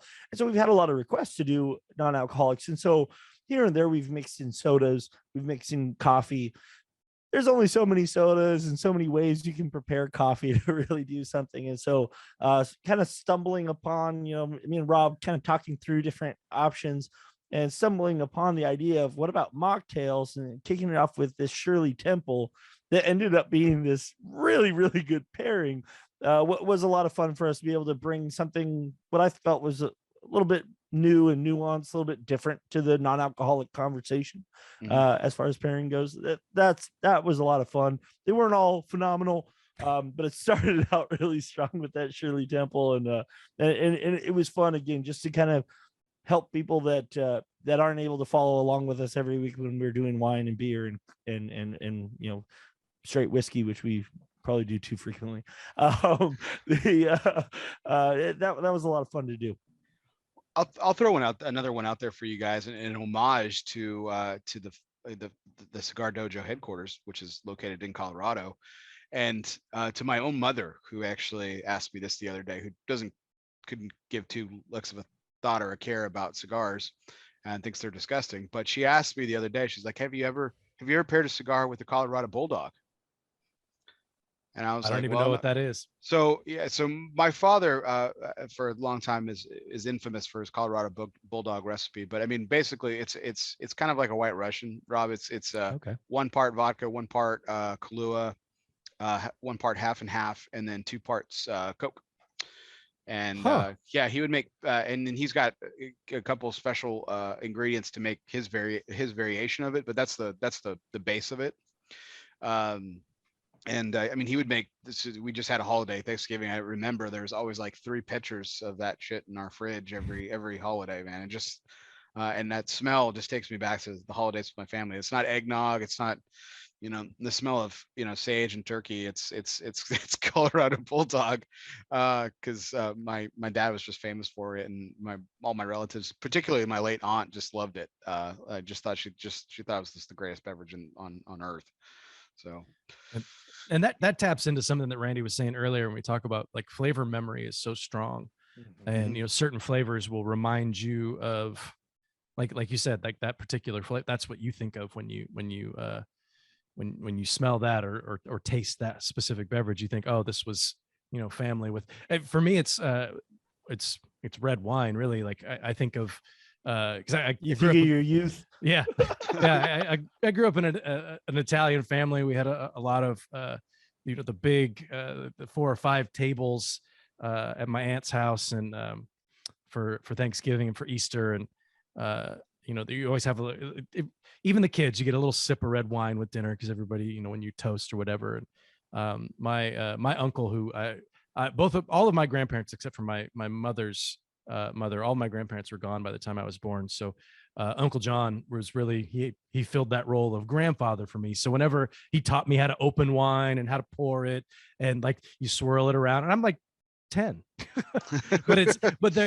I mean, I wasn't getting, hammered or anything, but those are the types of It's like memories. Randy and swirling his water, Yeah, exactly. those are the memories that like flavor memory is so strong, and it's a great thing. It really does. It can really transport you to a totally different time and place. Well, that's going to segue perfectly into the second half of the show. And so let's go ahead and kick things off with what I call our two fun segments. And we talk about memories because I think, when we were kids, I think our One Must Go segment is going to trigger some memories for us. Maybe good, maybe bad. But so we're going to go into our fun segments for the night. But check out Flavor Odyssey, on part of the Cigar Dojo family. Guys, it's give us the dates that it's usually on, and when's the next episode going live? We're every Wednesday, 6 p.m. Pacific, 9 p.m. Eastern. You can catch it live on the Cigar Dojo Facebook page. You can find us anywhere you download your podcasts. You could also check out our YouTube channel if you want to catch older episodes. If you just go to YouTube and search Cigar Dojo. I don't know exactly what the URL is. I think it's just /Cigar Dojo, but I don't want to point people there because I'm not exactly sure that's correct. I'll put it in the notes. We're good. Yeah, you can. Yeah, there you go. Click in the notes. You can find it. Find all the episodes there. All of our trade show coverage is there as well as Smoke Night Live. They all live in the same area. Oh, and the next episode will be this Wednesday. Randy, we're kicking off a new segment of season 4. We're going with. We're calling it pre-made cocktails. So we're going to go. Our first one is going to be. Randy introduced us to this at PCA this past year in Vegas when it was 118 degrees outside. We were in the pool and we were sipping the Cutwater Mai Tais. So Cutwater is a canned cocktail that you can find pretty much anywhere, and they do some really good stuff there. The Bloody Mary is delicious. Especially when you consider it comes out of a can. It's not watered down. It's got a viscous. It's got some spice to it. But I was really taken back by how good the Mai Tai is. You just crack it, pour it over some ice, and you're good to go. They're about 15%, I think, Randy. I might be a little high on that, but 12 and a that's 12 and a half, and you pick up a little 4-pack here, and that's going to be the first one. I think we're doing a margarita, a pre-made margarita that you can get at Costco. And I know we're doing a pre-made old fashioned. I don't remember exactly the brand, but Barsmith is the brand. So but the first one will be the Cutwater Mai Tai. Yeah. And the way that we're doing these segments is we're all drinking the exact same thing and trying to find the right pairing for that particular drink. So Randy and I try to go on different spectrums of the cigar that we're going with. So if I'm going with something with a natural wrapper, Randy might go with something that's Maduro. Whether we think it's going to be a good pairing or not, we're just trying to get an idea of how the flavors for that particular drink work with, different flavors you would find in a cigar. Awesome. Well, check out those those episodes on the YouTube channel. This stuff will be in the notes as well, and you can always check out them every Wednesday. Some great shows. The mocktails have been really kind of like a fun thing. I really like the pre-made cocktail idea. This is going to be a real interesting. Sean Miles is in the chat. He's talking about White Claw. No, that's just you, Sean. You can stick with that. Well, Randy, why don't you tell everybody the difference between seltzers and RTDs? No. The primary difference between, it's funny because so we do talk about this a lot, Baron. Again, Rob's worked in the alcohol industry. Oh, you're really getting into it. This is okay. It's an actual thing. Yeah. Okay. Oh, should I not? No, please. Yes. Well, keep going. It's kind of a thing for me. He likes poking my buttons. Is that when seltzers first came out, they were all about being part of the better for you kind of trend in American diets. If you Google better for you, you'll find everything from Frito-Lays to Taco Bell and everyone in between adding better for you selections to their lineups. And so as people got into the keto diets and started watching their sugar and their carbs and calorie counting, seltzers took off. And it was nice in the beginning because seltzers were this like low ABV. You really couldn't crack 5.5% without going over that magic 100 calorie threshold per 12 ounces. Where ready to drink cocktails, we call them in the industry, these pre-made cocktails, kind of narrowed in on the 9 to 14 plus range in ABV. Typically, the seltzers were malt based, so made with corn sugar as the fermentation medium.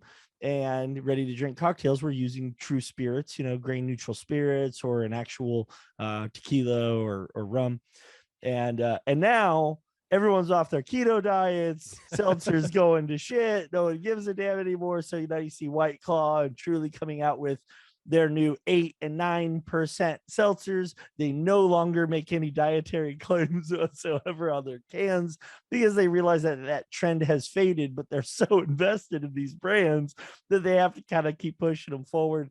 And so the line has blurred significantly between what is a seltzer and what is a ready to drink cocktail. And one of the top selling RTD in America is High Noon, which is a 6.5% vodka soda that, if I were to put a White Claw in front of you and a High Noon, they're indiscernible, what the difference is. They're virtually the same thing. Pretty easy decision. Yeah.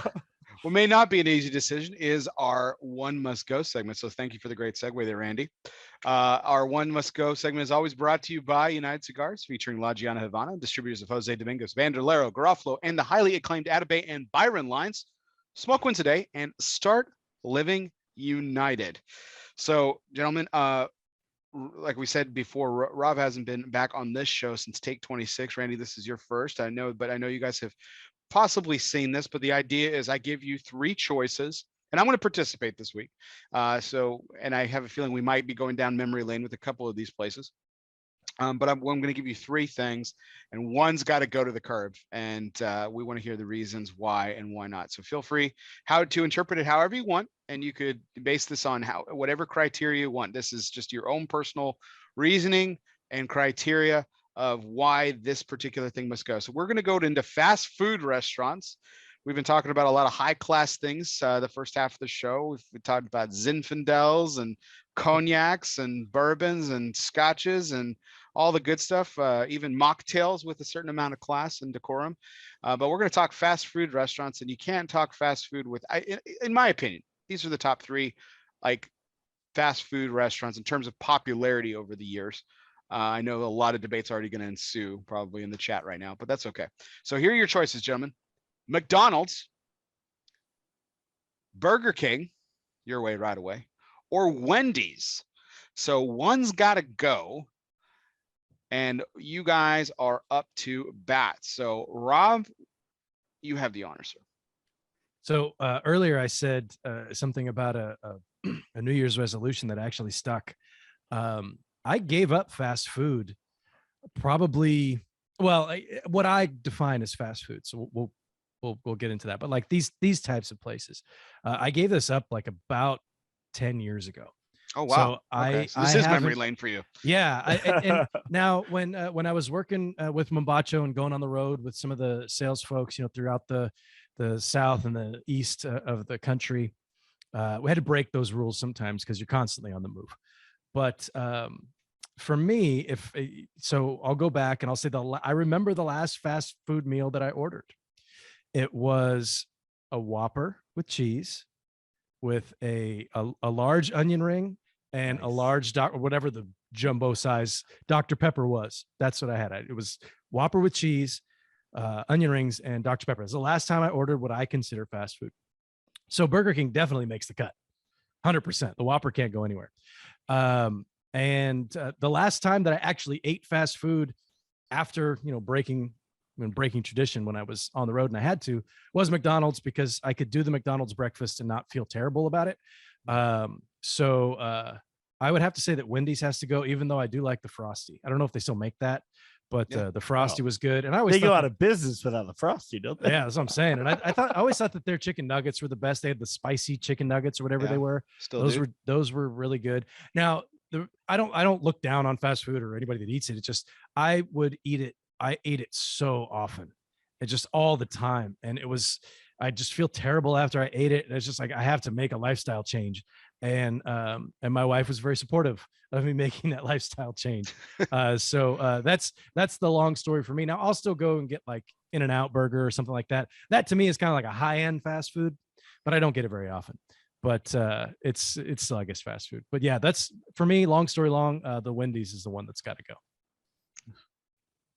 So that's really interesting. So like, I mean, the Whopper was the last fast food meal for you. Did you like it because of the charbroil? Was it the use of mayo? Because the other two places don't really use the You mayo, just got so. both. Those are the two things. Those are the two things. And I loved their onion rings. They were so uniform that like, how did they get those tiny little onions? Because they were always so small and round. I don't know. I'm sure they weren't even real. They were just probably mashed all the onions and put them in this press, all kinds of stuff I didn't want to know about. But yeah, that was a lot. Whopper with cheese. Like if I were going to cheat, it would be a Whopper with cheese. But I haven't had one in over a decade. Wow. Good onion ring. Those things are hard to find though. I have to say, I'm a big onion ring guy. The Habit. I don't know if you guys have the Habit. The Habit's a burger place.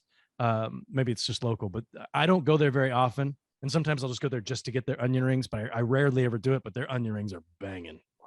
Oh, I love onion rings. It's fantastic. I have to. No, I have not. We don't have the Habit down here, so I'll have to. We'll have to get you to break your rule next time I'm in your neck of the woods, and you can take me, and we'll have some onion rings. We'll 100%. Split it. It won't be as bad. We'll split it. It'll be fine. We'll buy two and split it. All right, so that was interesting. So Randy, what about you? McDonald's, Burger King, or Wendy's? Well, I'll tell you, I don't eat much fast food these days either.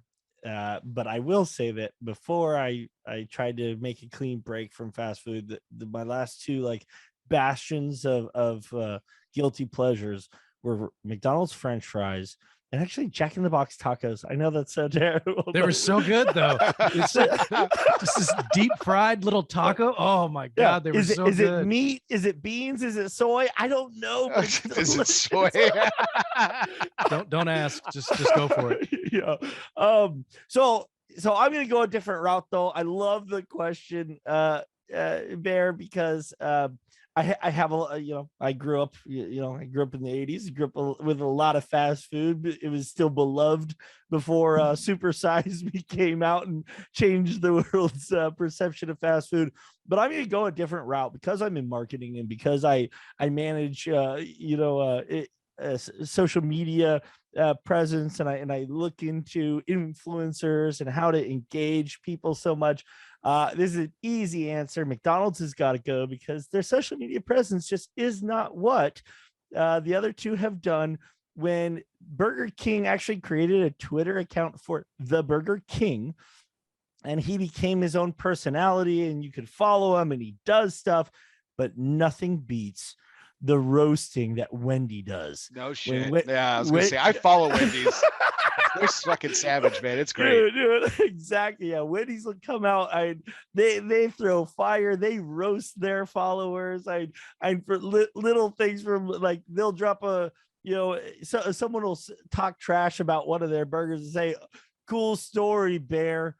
and just leave it at that. It's just like, damn. They started that account by going after Burger King and just talking shit to him and calling him out. And so, their social media presence has just become this really fun thing that I really enjoy and think is just kind of brilliant marketing, that they've become these personalities of these characters that people want to root for, to some extent. So yeah, for me, McDonald's can go. I want to continue to see the Twitter beef between the Burger King and Wendy to continue.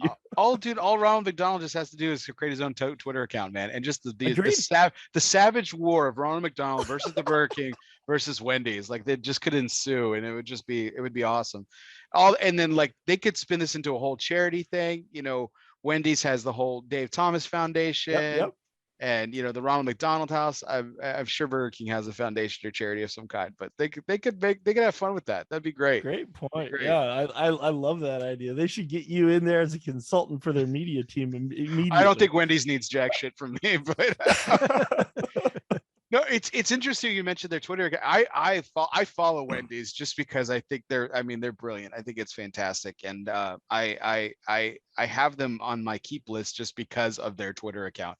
Not even their food necessarily. It's just the Exactly. It's just the Twitter account. And as nostalgic as McDonald's is for me, like I dig the McRib and everything when they comes out. I look forward to that time and everything. But I actually gave up fast food for a long period of time, and I got back into it recently just because I have kids and it's easy and simple. And my youngest apparently only eats chicken nuggets, but he's a connoisseur of chicken nuggets, so it's he eats them from everywhere. But mostly Chick-fil-A. But it's I'll tell you one of the most nostalgic smells and flavors to me, and this is going to be weird, is the sweet and sour sauce from McDonald's, and the chicken McNugget with the sweet and sour, and it's just really nostalgic for me. But I'm with Rob on this. The Whopper is so good. The charbroil, the mayo, they typically have pretty good ingredients. The toppings are usually pretty fresh, which is really good. And I also love the croissant sandwich from Burger King. The croissant and like double meat and everything like that. Jam. Yeah, when it was. So I haven't really had them for years either, but those are the things that I remember. And so Burger King I think Burger King breakfast trumps the McDonald's breakfast. I know that's kind of like sacrilege for fast food breakfast people, but because the croissant sandwich is just king, no pun intended. But but the McDonald's has got to go for just unfortunately, even though with that nostalgic and the sweet and sour sauce and the chicken McNugget, but those Wendy's is just king with because of the Twitter, just because of Twitter. So, but that's my pick. So McDonald's has got to go for me. Rob picked Wendy's, and then Randy, remind me which one's got to go for McDonald's, because McDonald's as well. For me as well. So all right, well, so awesome. McDonald's did not survive this take of Eloso. That's surprising, honestly. I don't know if they actually hold the title, but I think of them as the original fast food. They really are. Yeah. I mean, they really are. They can. I mean, people could say what they want, but Roy Kroc was the reason. I mean, he pretty much invented fast food. So in this country, and so I'm sure they're really torn up, and they'll cry out all their tears to the bank. But, as they sell their 100 billionth burger. Yeah, their billions and billionth served. But that was our One Must Go segment. As always, it's brought to you by United Cigars, featuring La Gian Havana, distributors of Jose Dominguez, Bandolero, Garofalo, and the highly acclaimed Atabey and Byron lines. Smoke one today, start living united. So this is our next fun segment, and Rob's going to be spotlighting this for us today. I'm pleased to have doing this for over a year now. It's been one of my favorite segments, and it's brought to light so many amazing organizations. We call this our charity segment, where I ask our guest or guests to spotlight or bring forth a nonprofit or charity of their choice. We'll get into the only one that you are not allowed to pick here in a second. Randy will have fun with that, but let's talk about the most serious of it, which is Rob. This is your choice. And I'm really excited. This is the first time that this organization has been brought forth, but Beyond Emancipation, an incredible organization spearheaded to their mission is to support young people who are either currently in the foster system or or alums, if you will, I guess. But Rob, I'll let you talk a little bit about it, and why was this organization? Why are you so akin to it? Yeah, thanks. So Beyond Emancipation, they're relatively local, but I imagine that there's different organizations that do similar things around the country. These guys are based in Alameda County, and they focus, as you said, on youth that are either in the foster care system or on the verge of, as you said, graduating. They call it being emancipated from the foster care system. So once you turn 18, you're no longer part of that system, and you're emancipated. You're an adult. You're on your own.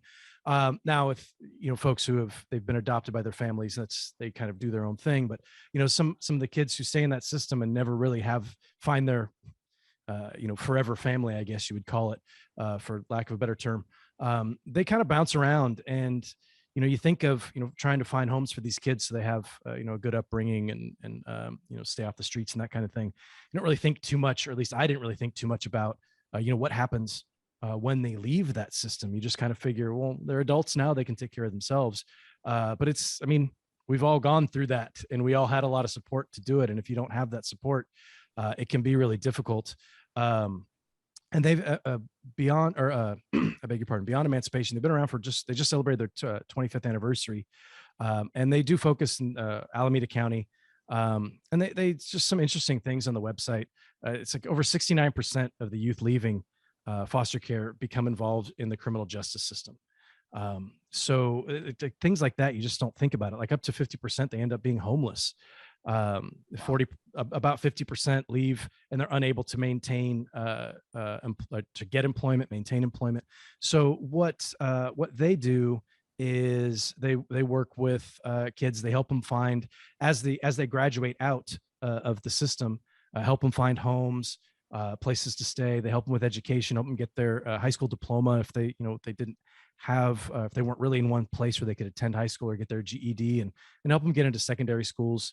Whether it's learning a trade, which is something that's really in need at this point, or moving on to college. They help them find jobs and just transition into life, and kind of teaching them how to be adults and how to take care of themselves, and support them in those ways. So this was brought to our attention by a friend of my wife's a couple of years ago, and we've donated to them a few times. And we do every year. My wife, the family that my wife works for, they're very, very generous, and they have a foundation that will match our donations. So it's really cool. This time of year, we do a few different donations to causes that we are close to us and we want to support, and they match those donations, which is really great. But we've been working with Beyond Emancipation for a few years now, and they do a really good job of they keep you updated. Here's updates on some, your donation helped this child or this young person, and here's how they're doing now. And I'm not doing I'm not doing it justice, but I just think it's really cool to help in any way that you can. If you have time, donate your time. If you have money, if you have the means to do it, donate your whatever is close to your heart. But especially this time of year, it's the kind of thing that you're always thinking about, like, what can I do for other people? But this is one that we've been supporting for a few years now, and definitely want to keep supporting them, because they just do great work, and the kind of thing that, at least for myself, it never really occurred to me until this was brought to our attention by a friend of my wife's, because she was highly involved with this group. So they're just doing really good work, helping keep kids off the streets and get them into jobs so they can be, productive members of society, whatever that means, but just live a happier, healthier, safer life. And I just think they do great work. Right. It sounds like a fantastic organization. And that's what I really like about this segment, is that I've had a lot of people bring local charities. I'm sure there's organizations like this all over the country, Rob, and those statistics hit home for everywhere, not just Alameda County, but all over here, all over the country.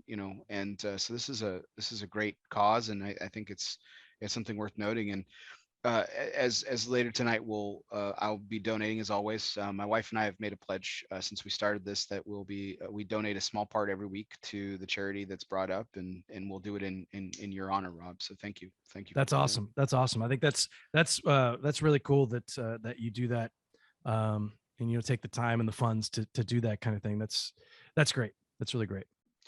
Well, it's a great way to give back to, just like I said, a lot of different organizations, things that are, again, brought to my attention. I mean, you can't, you can spend your time looking for these opportunities, but I decided that, the best way to do that was, just the people that I care about, the people that come on the show, they have passions, and they have causes that they love and are near and dear to their heart. So it really it's been fantastic, just learning about what matters to different people and everything. And you learn a lot about people that way too. I didn't know where when you selected this, Rob, I didn't know if this was personal to you. I didn't know if you were adopted or something like that. But it's great that your wife does work with a family who's so generous with their time and their capabilities. So that's great. That's fantastic.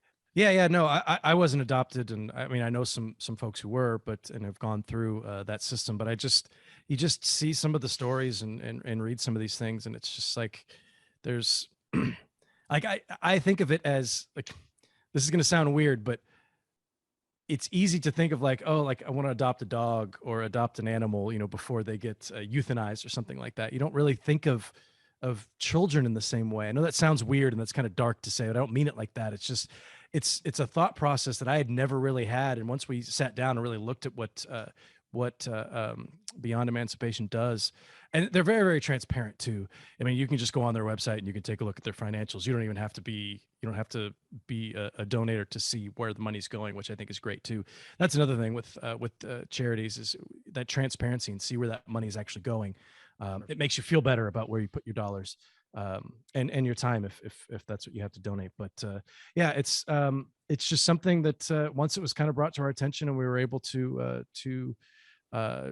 really see what they're all about, and to donate with them and see how they follow up and follow through. It's just, I feel like they do great work. And as I said, I'm sure there's one of these in every city, at least one of these in every city around the country. So if this is something that it speaks to you, I urge you to go out and take a look and see what's going on in your community, if there's something that you can support as well.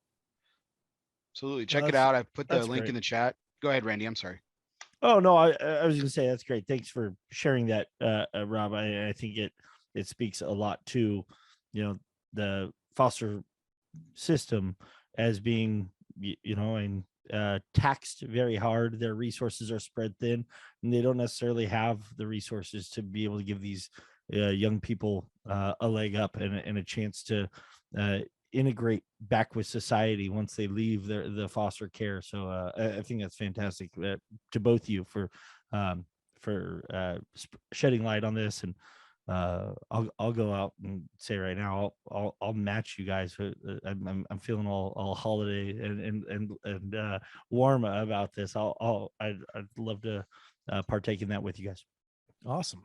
Beautiful. Awesome. Yeah, it's Dana and I, Randy, we don't have children, but we've always talked about adopting or being in the foster care system, and doing something that we can, some way that we can help, because it just feel like there's some, like, I just want to help kids. How can you not want to help kids have do the best that they can? I'm not saying that people don't want to, but taking on a foster child is not something that that we haven't taken that step quite yet, but I think that's something in our future. But for now, for us to be able to help financially with something like this is, I think, is a good first step in that direction. But yeah, and like you said, I mean, we've all been there. We've all had to go from mom and dad's house to the real world, and balancing a checkbook and holding a job and showing up on time and stuff. We all had the support to be able to do that. And I don't want to speak for all of us. It's not that easy. Some of us, it's tough for some of us with the support. So just to think about the folks that are just showing the door on their birthday and said, okay, you're allowed to be an adult now, and not necessarily know what that means or what responsibilities come along with that, is kind of a scary scenario to even bring up. So to hear that there's people like yourself, Rob, and like the family, and like you're gonna do now, their Bear, that are trying to help in whatever way they can is pretty freaking cool. That's great. Like I said, that's great organization, Rob. I'm really excited to pledge a small part to it as well. So thank you again. So on a lighter note, this brought about. So this is actually the first time I've actually mentioned this live on air. So when I've asked my guests for a charity or nonprofit, I've always said that you literally, the sky's the limit. You can pick anything you want. There's just, I only have one veto in reserve that I will use and execute. And I've never actually told anyone what it is, except for the two of you pre-show, so you all know where this is going.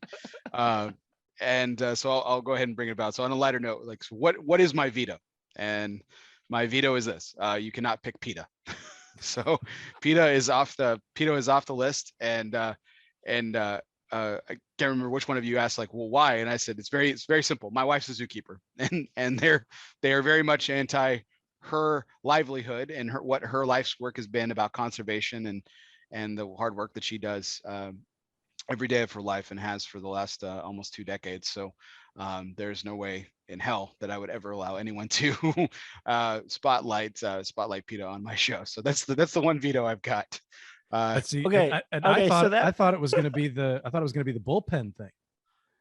Oh no, well, yeah, I mean that's certainly icing on the cake, and even my wife pointed that article out to me, and she's like, "Oh my," she's like, "They're at it, they're at it again." And I was like, "Yep." So I when I first read it, I thought it was an article from the Onion, because it just seems so asinine that PETA they're asinine, yeah. They're making a push for Major League Baseball to change the name of where the pitchers warm up has always been called the bullpen. Yeah. But apparently that's offensive to cows or something. Yeah. And like that was the actual headline. The arm barn is what they want to use. Yeah, it's never gonna happen. That I hope should that never, ever happen. I'm never calling it the arm barn. Yeah. So, anyway. Yeah, I mean, amazing. I love that your wife is a zookeeper, though. Can I ask, what is the coolest animal interaction that you or the family have ever got to partake in with her having this position? Well, that's actually a really fun story, and it actually has nothing to do with the zoo that she's worked at for the better part of 2 decades. She's worked at the Fort Worth Zoo, which has been #1 zoo in the country a few years during her time there. Awesome. They were #2 last year, right behind the Cincinnati Zoo, which is always up there as well. And so, great, fantastic zoo, and the work that they do is awesome. And she works in the education department. So this is the department that she takes care of a lot of smaller animals, and she's the one that does she does a lot of presentations, the birthday parties, the corporate events, the huge events that the zoo puts on for charity and for fundraising and things like that. So she's got a lot of the amphibians and reptiles and birds and small mammals, and she's got if you ever want to look, one of the coolest birds that she works with is the tawny frogmouth.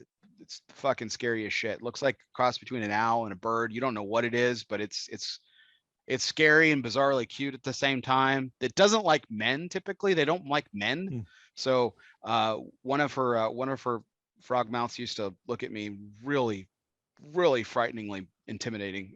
It was very, very scary. But yeah, cool, really great animals that she works with, and she does a really great work, and the zoo is fantastic, and I love every bit about it. But no, before her time at the Fort Worth Zoo, she interned at this great organization. Speaking of great organizations, this great organization called CARE. It's a big cat refuge just northwest of Fort Worth in Bridgeport, Texas, and manned by an incredible woman named Heidi, and she interned there, and they have big cats, tigers, lions, leopards, mountain lions. They have a couple of other exotic animals too, some deer and meerkats and monkeys and a couple of other great animals and stuff. And it's a fantastic organization. So you get up close and personal with it. And so I had the opportunity of actually, yes, literally playing around with a lion cub. She raised tiger cubs. And yeah, I mean, just really cool opportunity that she worked with, and they do great work. I mean, and a lot of times these animals are taken because, in fact, one of the lions there belonged to Mike Tyson. I was gonna make a joke, but that's actually that's really it. They literally one of the animals is literally Mike Tyson's old lion, and wow.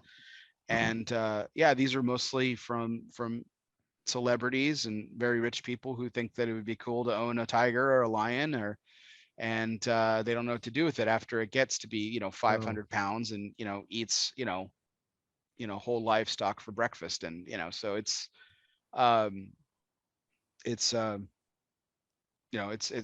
incredibly awesome work.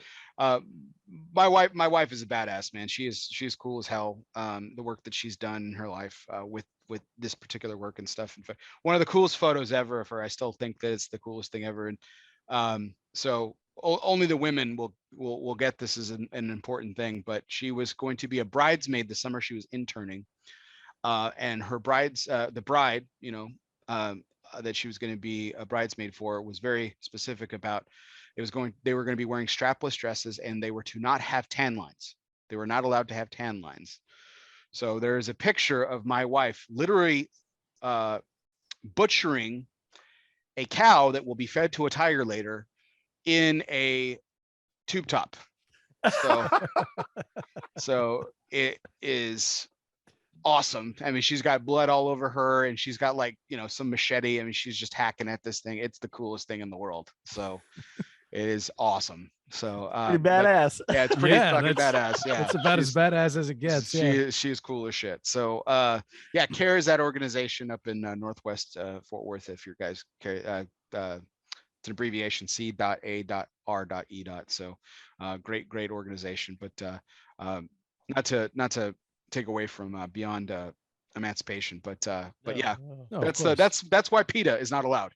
I'll tell you what, I looked up an image of this tawny frogmouth bird that you're talking about. Yeah, and they look real judgy, man. Oh yeah, like this, like the first picture that pops up, he's staring right into the camera, and there's some intensity to it, man. I'm not kidding. They don't look too big. I can't tell the size of this because there's nothing. They're tiny, right? They're not very big. They're a little bit bigger than this picture. I want to pull it up for the audience here. But I'll tell you what, they look pretty fierce. Yeah. They're a little. That's the one. Yeah. He wants nothing to do with you. They don't fuck around, man. It's really, like if you've got a penis, they've got all the judgment and death stare for you. I didn't even notice. Like he's got his buddy in the back. They're both going at it. Yeah, that's aggressive. They're like, who the fuck are you? Yeah, who the fuck are you? Say something.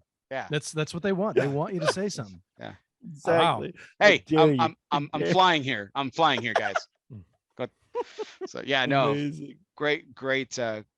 But they're great for education. And I mean, an animal, you put that in front of a group of people, and they don't know what the heck they're looking at. And sure. And it's a beautiful animal. And I mean, all joking aside, and they're, the conservation and education that my wife does on a daily basis is just incredible. So that's why PETA will never be. Yeah. It's been given too much airtime already. What we're talking about. Yeah, exactly. So all laughing at them. Yes, we're laughing at you, PETA. We're laughing at you, pieces of shit. Every last one of them. I love it. But that was our charity segment. So going back to the heart of the matter, a Flavor Odyssey is about pairings. And so I thought it would be fun to just kind of do a brief exchange on a couple of things. I'm going to skip ahead and then kind of come back to something, because I've been drinking this tequila tonight, smoking this Colorado Clara from Placencia, and the pairing's actually done quite well. But one of my traditional pairings that I do, and this is a tradition I've done for better part of over 10 years now, every Thanksgiving, I will smoke an Arturo Fuente Añejo, aged exactly 1 year, because I previoused it the year before. So I always smoke on Thanksgiving Day. I smoke the Añejo that was purchased the previous year, and I've done this every year for like I said, the last 10 years. And I always pair it with a tequila that I've never tried, because I love tequila, and I think it pairs fantastically with the Añejo specifically. So, but this was the year that and the tequila that I'm drinking was what I actually paired a couple days ago with my Añejo. And it's the Maestro Dobel, which I showed off earlier, and it's one of my favorite traditions. I love it. I think it pairs incredibly well. The flavors of tequila, the agave, yoke barrels, and just the sweetness kind of really pairs well with that kind of earthy sweetness of that 5-year aged Maduro wrapper that's on the Añejo. So it's a really great pairing. So do either of you have like traditions in pairing like that, or is your life a constant exercise of pairing like you guys demonstrate on the show? I'll go first, Randy. I don't think I have anything like that specific, especially that's based around holidays. I'm the only cigar smoker that's around during holidays, and if I took an hour and a half on Thanksgiving when my family's here to go outside to smoke a cigar, I think my wife would have some real problems with that. But it's funny that you say, has your life become an exercise in pairing? And I'd never thought about it that way. But the bulk of the cigars that I smoke nowadays are, it's either it's on the pairing show, or I'm kind of prepping for a show, or I'm thinking about a show. It really does kind of center around uh, the show, really, for me when it comes to pairing. I have some ideas on what a traditional pairing is, but I don't know if we'll get into that in a second, I guess. But yeah, as far as like personal traditions, I don't really have anything like that. Well, for me, I'll tell you, uh, I don't traditions, regionalism, and history go into pairings a lot for me. It's such a big part of the conversation of beer. I mean, if you go all the way back in history, all the beer styles that we know come from one region, and it was driven by primarily the ingredients that were available to that region. So whether you were known for your water or for your cold temperature, I mean, in southern Germany, they focus on lagers because so many years ago, before yeast and microscopes were invented, all they knew was was that in the cold months beer came out very good, and in the hotter months it was spoiled and rancid and foul. And so they only brewed during the winter, and what they didn't know is they were only brewing lagers because that was the time of year when that specific species of yeast was more prevalent and readily found and available. And so for me, I'm very nostalgic about that. I really do like pairing.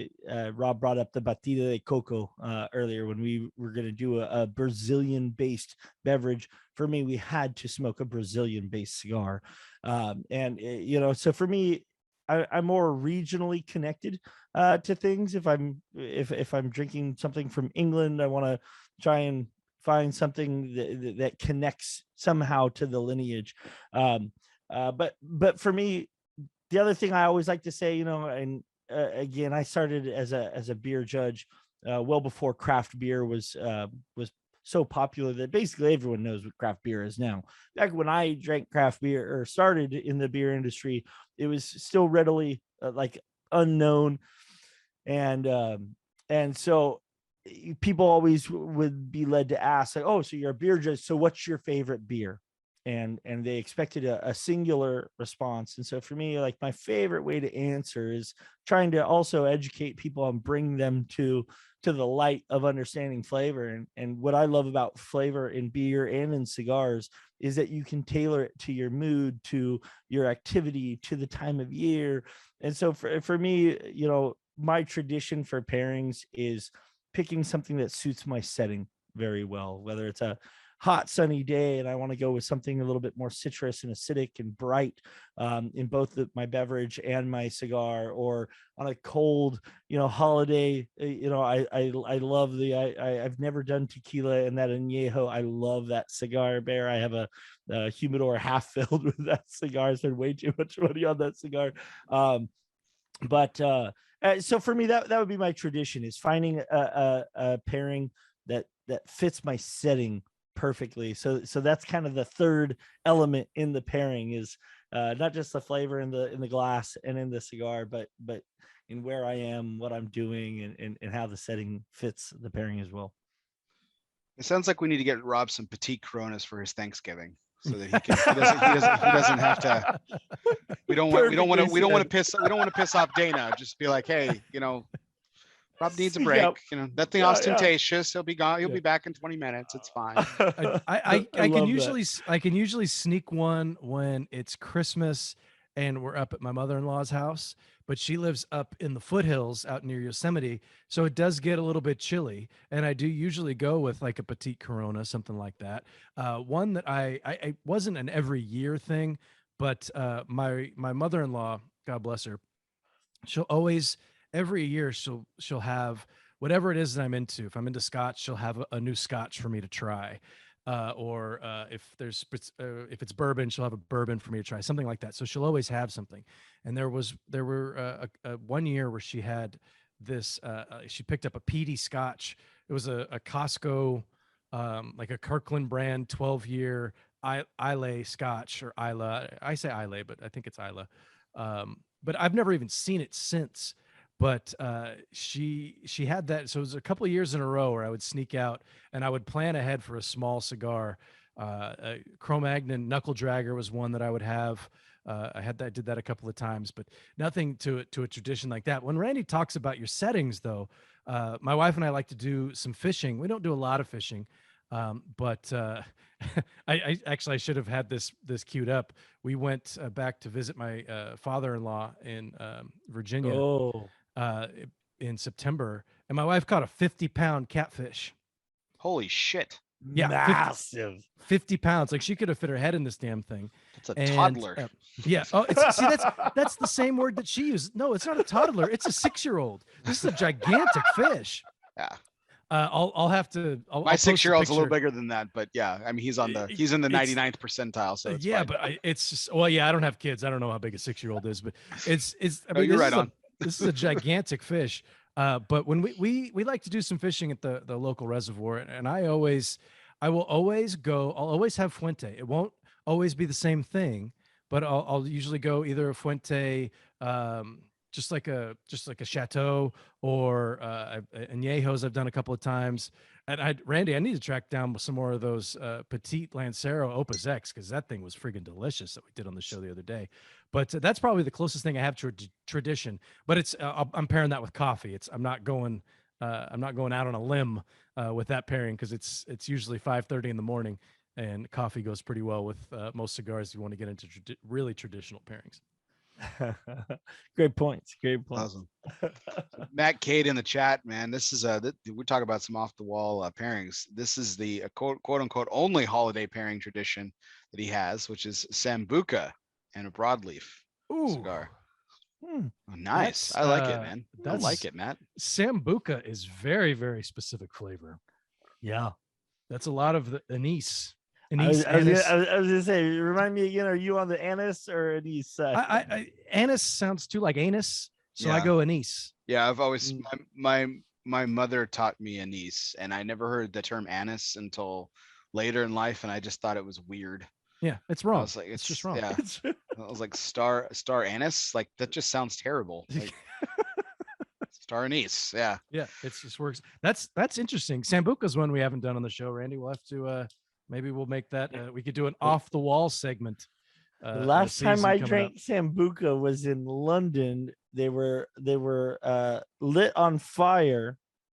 I was being challenged by an Englishman, and I didn't know. I was quite a bit younger at the time. I didn't know that when you lit the shots on fire, you blew them out before you drank them. Oh boy, burn the shit out of my lip. I've always hated Sambuca ever since. Randy is the kind of guy that will he'll jump in first and ask questions later. Maybe a little too much ready, fire, aim sometimes with Randy over there. That's well, I think Randy might be jumping the gun on one of the segments later here, but that's all on good. So, but Sambuca, really very specific, great tradition, Matt. That's awesome. I love that. I'm not the only one that has something very specific that they do during the holidays. That's great. So, so this kind of goes back to the I guess the original question, right? That Flavor Odyssey is based on this exploration, this journey, this epic, the saga, this odyssey of trying to find what is that pairing, or just exploring different pairings and everything. So, I think it's fair to say that there is a traditional cigar pairing that everyone kind of holds dear to their heart. Like when people, like a non-cigar smoker, or people associate like, oh, you're smoking a cigar, did you pair it with a X? But I've found that there is a line of demarcation there, that this it's not as finite as I once thought. And so I wanted to pose the question to this panel, and I'll answer the question that the thing that I've always heard my entire life when it comes to cigars, you pair it with X. So what is it for you? What have you heard? What is the quintessential traditional cigar pairing that you've heard always associated as a pairing with cigars? What is it to you? Coffee in Connecticut. Coffee in Connecticut. Scotch. Randy says Scotch. That's Yeah, me, yeah. Randy. I would have gone Everyone's a like, oh, natural you've wrapper and a Scotch. yeah. That's when I watched the movies, when I looked at Cigar Aficionado, just because Arnold Schwarzenegger was on it. Yeah, it was always a natural wrapper and Scotch. Now at the time I didn't even know natural wrappers, but yeah, Scotch and cigars I think is probably, as far as like people out of the industry, the most layman out there that we might run into. I would think that if we were playing Family Feud, number one has got to be Scotch. It's got to be Scotch. Now, Nick Melillo of specific. Foundation will tell you that coffee is the pairing. It is the pairing to pair with cigars. I would completely agree. And for and I would absolutely agree. Especially, I think it's more universal, right? The whole reason you guys are doing this segment with mocktails, this journey with mocktails is a response to your audience who don't partake in alcohol. So what is that pairing? It's coffee. And yeah, I think Nick's hit it right on the head. I've always associated, everyone's always asked me about Scotch. And I think if you guys, I know I've seen it over 24 times at this point, but Hand Rolled, the cigar documentary. Mm-hmm. Have you guys seen it? Both y'all? Anytime. So it's an interesting exercise hearing, and it's a pairing will come up several times, and it depends on who says it. And Rocky Patel says Scotch, and other people say bourbon, and other people say rum. And it's really interesting to hear these icons in our industry like inadvertently have a kind of start a debate. What is the pairing to have with the cigar? They're divided on it. Yeah. I mean, hot take here. I think Scotch overall, like in terms of a generalization, I think Scotch is incredibly overrated. To pair with cigars. That's why I like saying, well, laymen think that's what the best pairing is. Well, I don't necessarily agree that it's overrated, but I drink Scotch. Randy doesn't drink Scotch.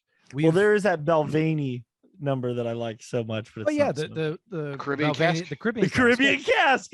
You went straight to it, man. Yeah, it's a solid whiskey. You can find it all the time. It's really good. It's not super expensive. It's kind of a staple. Most people have that. If you're a Scotch drinker, depending on your level, really, I guess. I think hoity-toity Scotch drinkers probably don't have that in their bar anymore. But I think most people do.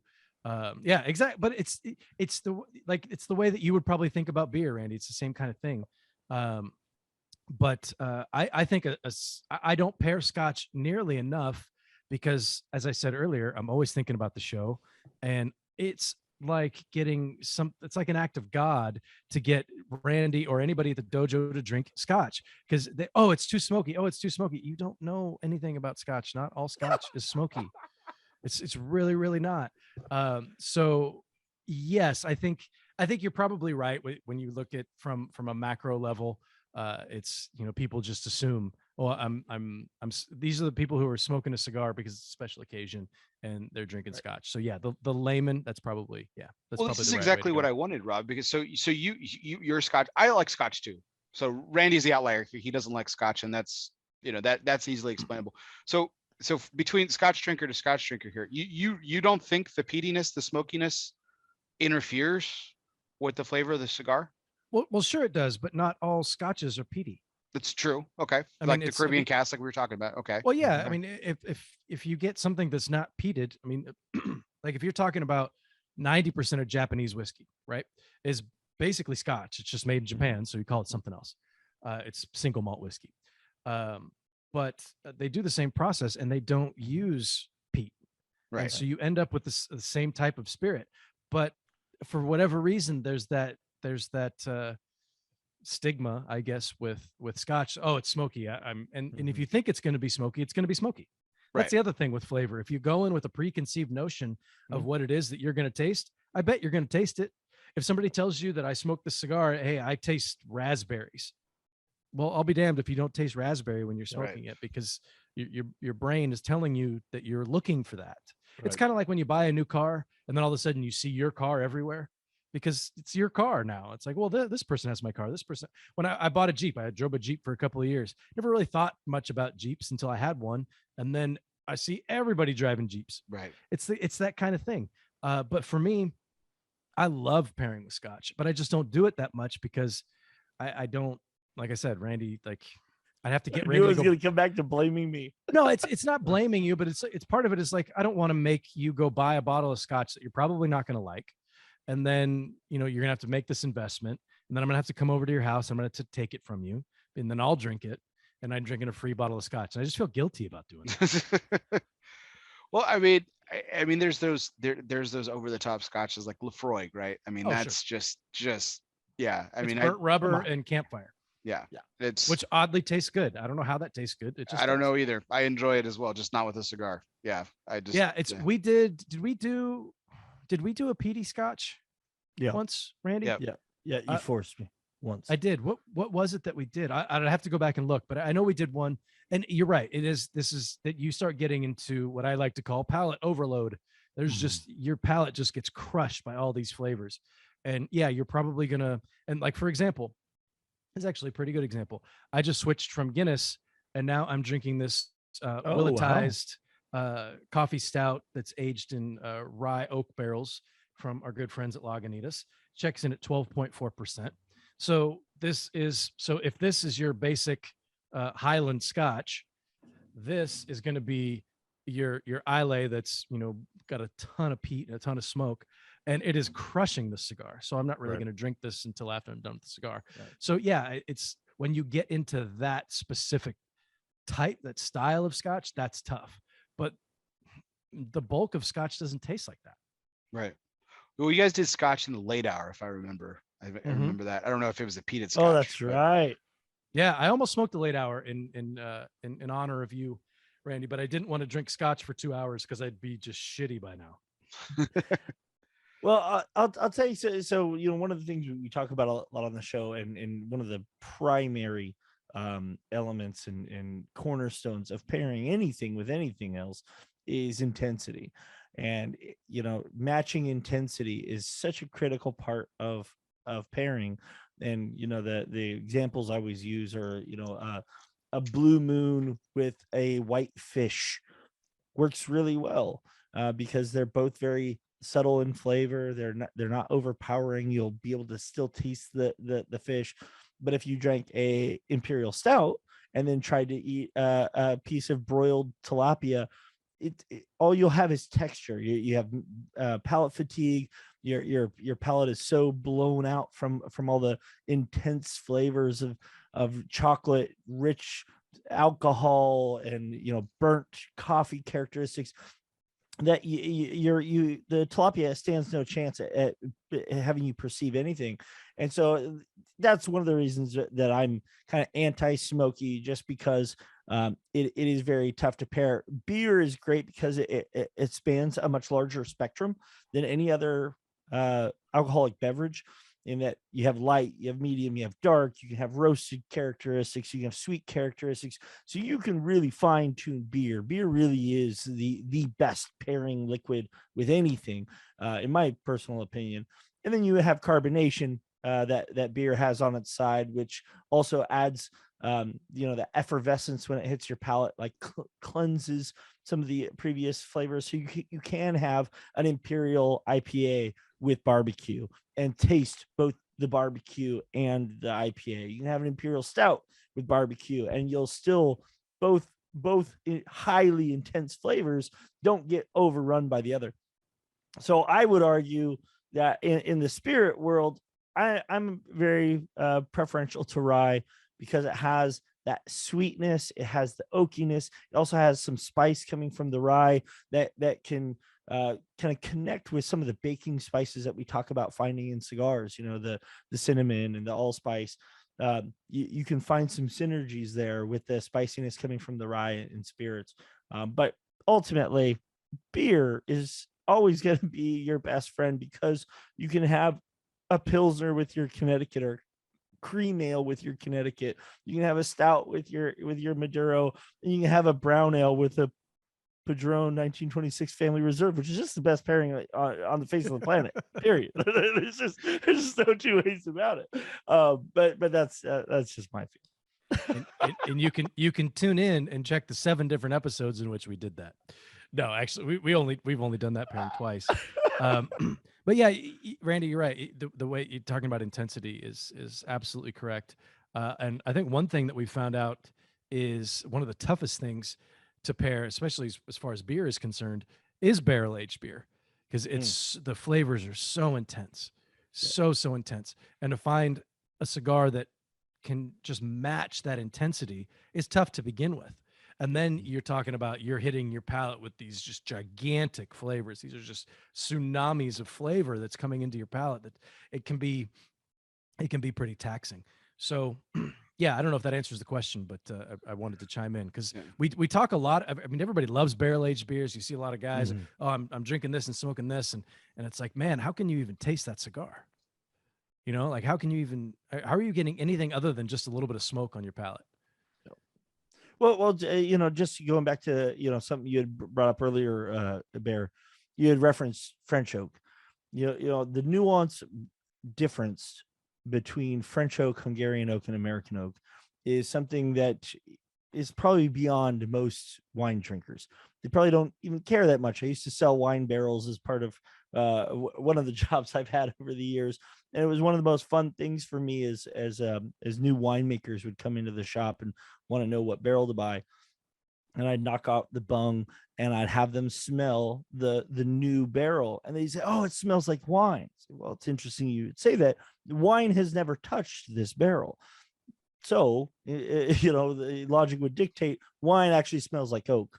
But you know, American oak has vanillin in it. It has more of a vanilla characteristic. It's a little bit sharper, where French oak is more subtle. And so I think even when you talk about matching intensities, those are the nuanced characteristics that get completely, some are just bad pairings where you don't taste much of anything at all.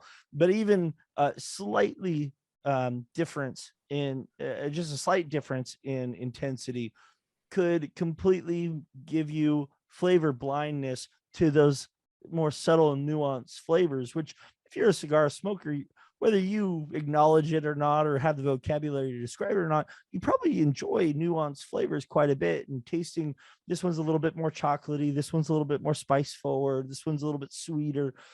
Those are nuances that can be completely blinded by the wrong intensity in your pairing. And so that's what I focus on a ton for the proper pairing is.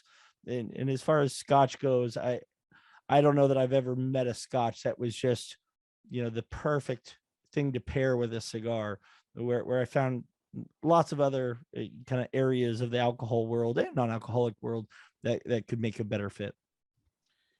Well, there was an interesting article, and I wish I had it pulled up for reference, but it was a really cool exercise. Cigar Aficionado magazine did a pairings article where they polled or interviewed different industry icons and what their choice pairing was, their beverage, right, that they would pair with cigars. And you saw your scotches, you saw your bourbons. Nick Melillo's in there with coffee and everything. And but there was one that caught my attention. You were talking about intensity of flavor, Randy, so I was going to bring this in to kind of conclude this little segue that we've had, which was, and I kind of raised my eyebrow at, and it's definitely highbrow. You know, this coming from a guy who said cognac a little while ago, but a martini. And that one was a little odd to me, just because, like, when you think about intensity of flavors, you know, for vermouth can be really, you know, it's very much an acquired taste, and, you know, depending on your dry or sweet, and you know, is it a dry, you know, is it dry martini, is it dirty, you know, those the briny flavors of olives and things like that. I mean, there's some intensity there that can really wash out a cigar, or bring out flavors in a cigar that you just don't want there. So I thought that was an interesting pairing. I mean, any thoughts on martinis? Have you guys done martini? I can't remember. We have not done martini. I think my mind, when you said the word martini, I went straight to what you referenced, the brininess of a dirty martini. It would be the way I would drink a martini. And I could definitely get with the idea that you could find something in the in the lighter realm of cigars that has some brininess that you could find some connections with. But you're right, for a clear drink, there's some bold flavors that could come from a martini. And you're not wrong about vermouth not being for everybody. Maybe it's an acquired taste and I just haven't drank enough of it.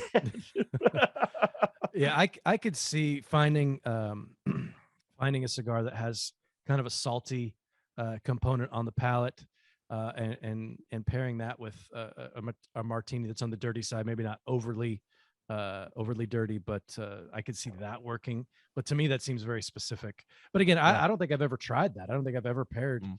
I'm not much of a martini guy. I had a phase when I thought I was James Bond and I wanted to drink a bunch of martinis, but I'll see your martini and I will raise you a Manhattan if you want to go with something that's got some sweet vermouth in it. We did a Manhattan episode. I can't remember what we paired with it. I could look it up and find it, but it was nails to go with. You get that. We went with we did a rye martini specifically. A rye. Manhattan. Thank you. And that little bit of spiciness from the rye, that sweetness from the sweet vermouth, was that. I mean, if we're going cocktails, I mean, if you're not going to go with an old fashioned, then you got to go with a Manhattan. It just works really well. Well, Rob just said it. The old fashioned, I feel like, has really taken, in the latter years that I was working retail, the old fashioned is dominated the ordering in terms of what drinks are being paired with it. I mean, with cigars. I mean, it is just the old fashioned is kind of taken over. It's such a classic flavor profile. You have that bourbon or rye, whichever direction you decide to go, and there's benefits to either one, right? You go with a bourbon, I think you're going to get a bit more of that oakiness and it's a little bit sweeter. You go with a rye, you get, like I said, you get a little bit of that spice, but you're also getting that brightness from the orange. It's like, to me, it's like I want to have a cocktail, but I don't want to drink just straight whiskey or straight rye, so I'm gonna have an old fashioned, and you still get the bulk of that the flavor from that spirit, just softened a bit by some sweetness and the addition of a large ice cube. Nice. Awesome. Well, gentlemen, I really appreciate you guys coming on. We have one last question before we say adieu tonight, but I always take this opportunity to thank the people that come on my show. Sunday nights, typically family time with you guys on the West Coast. I know you guys are going to go ready to have lunch after this. So, but I mean, all joking aside, I know it's late wherever you are. So to our audience and to my guests tonight, I really appreciate it. I know this can be family time. Rob, I know, Dana is an absolute trooper for always allowing you to come onto these shows and all the hard work that you do with all the jobs that we talked about earlier that you do and still make time for shows like this. I really appreciate it. And Randy, I know you've got a family just like I do. So family is very precious to me. So I know that time away from your kiddo is very valuable and I appreciate it. So thank you both for joining me tonight for an amazing take, but we've got one last show, but thank you from the bottom of my heart. Absolutely, man. This was a blast. Yeah. A long time coming. I'm glad we were able to find a date that worked. But yeah, man, anytime. This is fun. Indeed. Well, I'm going to insert myself into the running for consideration for the cognac show whenever that comes up. So. Oh yeah, I'm in. We'll have to. I wrote Randy, it down. Yeah, Randy, we'll have to. Wait. Okay. Well, from that note, what would you recommend as a? I mean, it'd step up from like a basic Hennessy. That's really the only one I can think of. But because I don't have a ton of experience, but what would you? Yeah. What's one that I can pick up that's not gonna, I don't have to mortgage my house, but I'm still gonna get a fair amount of flavor and drinkability from it. Well, unfortunately, that's the thing about cognac is you have a bottle of Hennessy, which is, depending on if it's via, VSOP or VS or something like that. I mean, it's more on the affordable side of cognacs, and that probably sets you back, a decent amount. It's not your $30 bottle. It's, you're looking at the $50s and $60 range and stuff. But if you want to treat yourself to this holiday season to a really great flavor and everything, my absolute go-to and cognac to always have a bottle on hand and just sip on very special occasions is the Remy Martin 1738 Accord Royale. Fantastic cognac. Love it. Absolutely love it. But Remy Martin is my brand, if you wanted to put it out there. But the 1738 is amazing. I love it. Randy, I can see you looking that up right now. Let me know if it's available locally and what it's going to set us back. Yeah. $77 at Total Wine. We got this. All right, Randy, just have one shipped to me and we'll call it good. Will do. Thanks. Awesome. Well, that'll take us into tonight's last question, which is always our curveball segment, sponsored by Dunbarton Tobacco and Trust. Curveballs or fastballs, it doesn't matter. Since the company's inception, Steve Saka has been knocking them out of the park 6 consecutive years in the consensus top 3. Yep, I had to look that up, and I even got fact checked. That's true. Yes.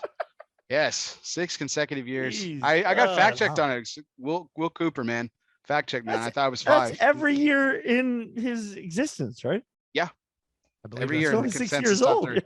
Yeah, consensus top 3, man. He's been knocking them out of the park. All pun intended. Seriously. Yeah, So this is our curveball question. We've been talking a lot about pairings, so we're going to stick on the subject of eating and drinking. You guys did some food pairings on the Flavor Odyssey as well. It's not just drinks, but so in your lifetime, what is something that you have either eaten or drank that you regretted immediately?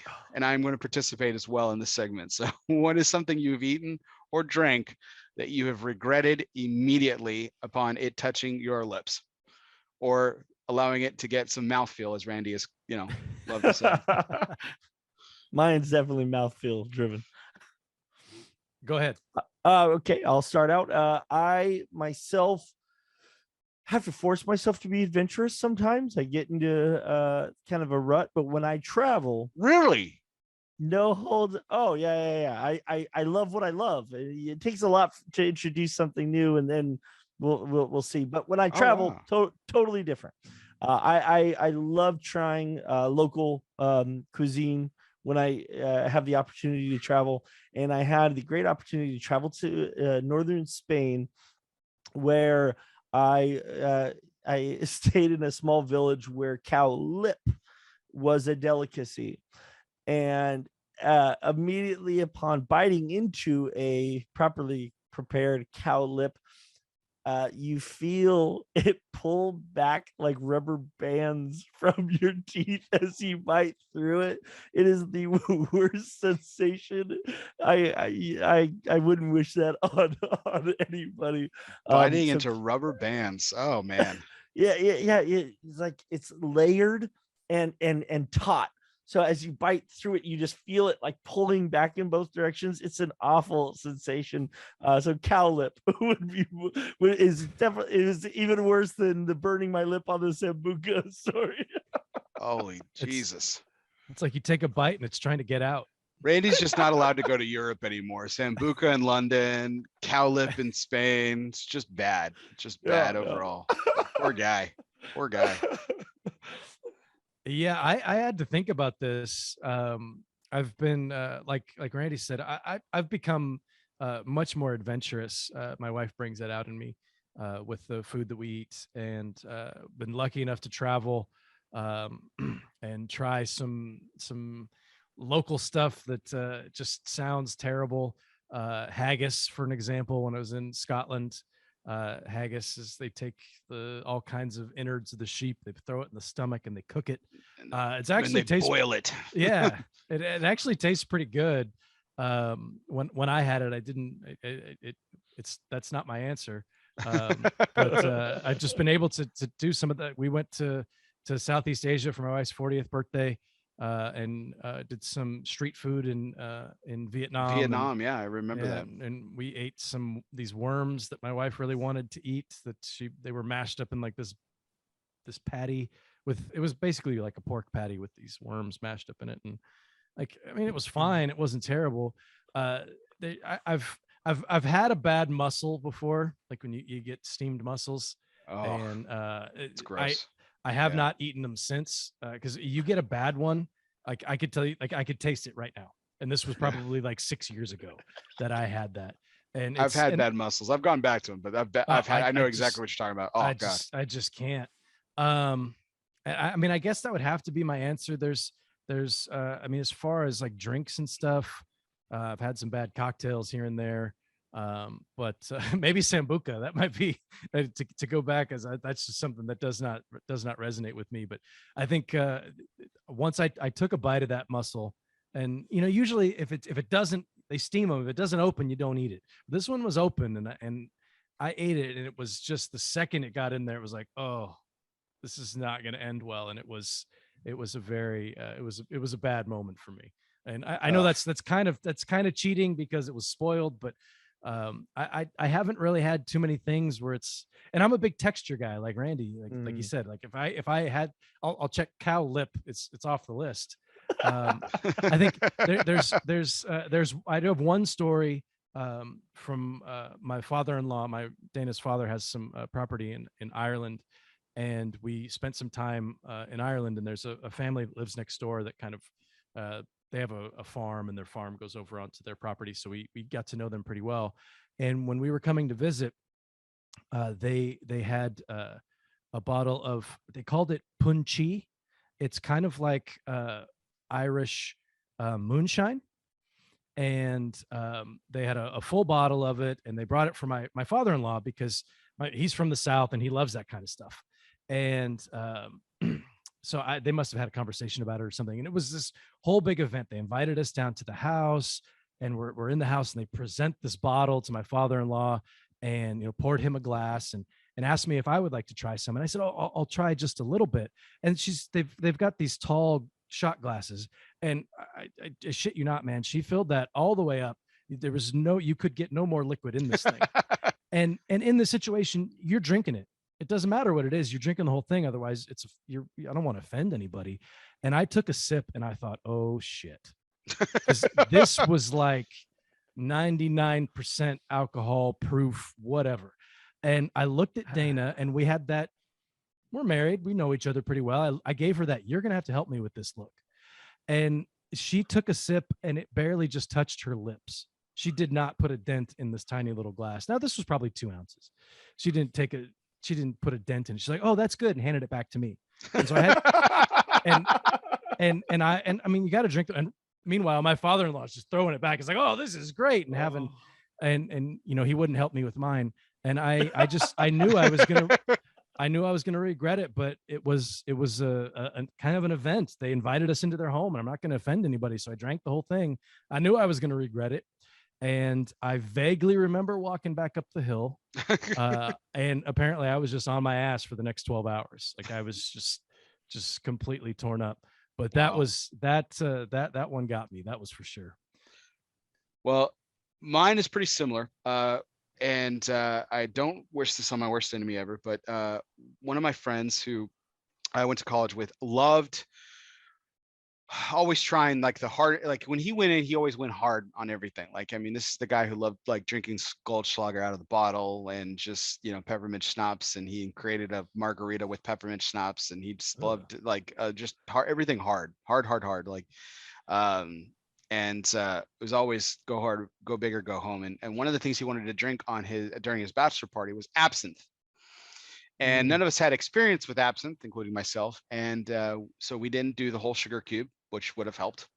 It also would have helped if the absinthe was actually not room temperature. So we drank absinthe that was room temperature with no sugar cube. And holy fucking hell, that was just awful. I mean, just awful. I mean, it took me about 4 bags of Cool Ranch Doritos and like 3 Shiner Box to even just get the taste remotely out of my mouth. I didn't even care. I was putting anything in my mouth just to raise. I didn't even care. And it was god awful. And I actually like licorice. I like that kind of, we like talked about star anise. I like that flavor component, but not that much of it. And definitely not room temperature when it definitely could have used the sugar cube. A little bit of sweetness would have probably bounced out. It's wildly bitter also, which is why hence the sugar addition. Oh God, it just no. No, never again. I don't even care with the sugar cube. Not doing it. Yeah, so many people. I told that story to so many people. Like, oh, you did it wrong. No shit. Yeah, thank you. Yes. Yeah. You want to try it? No, don't want to try it for real either. Don't want to do it right. I just no, because it'll just take me back to that. We talked about nostalgia. It'll take me back to that moment. Yeah. Just awful. God bless. That was terrible. That sounds rough. It was very bad. Very bad.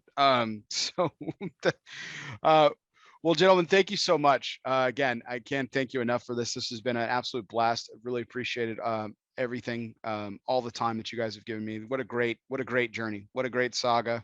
What a great odyssey that we went down tonight. And just check out Flavor Odyssey, a Cigar Dojo production hosted by the two gentlemen here in front of me, Mr. Rob Rasmussen and Randy Griggs, every Wednesday night. You can also, I'll put everything in the show notes. You can check out their YouTube channel and everything as well. And they'll be taking you along a flavor journey like none other. So thank you so much, gentlemen. Thank you so much to our audience for staying up late with us as always. We always appreciate your likes, shares, and comments. If you already are a subscriber, wherever you subscribe to podcasts, whether that be on Apple Podcasts, Spotify, Google Play, Podbean, or wherever you listen to podcasts, be sure you download, subscribe, and review. If you already are a subscriber, please hit unsubscribe. But please don't forget to resubscribe. That helps my numbers, and I can keep getting great guests like the two gentlemen in front of me tonight. You can always check out our YouTube channel as well, ELOSOFUMAR, and our Facebook page, ELOSOFUMAR, for upcoming guests, including next week. We celebrate the 20th anniversary of Ocean's 11. Yes, the second Ocean's 11. George Clooney, Brad Pitt, Fred Rui, industry icon, and Sam Spencer, Shepard, not the actor, Sam Spencer of McAuliffe Cigars will be joining me to celebrate the 20th anniversary of Ocean's 11. We talk a little cigars and talk a little film. It'll be a lot of fun. You don't want to miss that. Next Sunday night, 9:30 Central, 10:30 Eastern. For everyone out there, I'm Bear Duplessis, live from the Alec Bradley Lone Star Studios of Euless, Texas. This was our 191st take. And guess what, everybody? See you next time.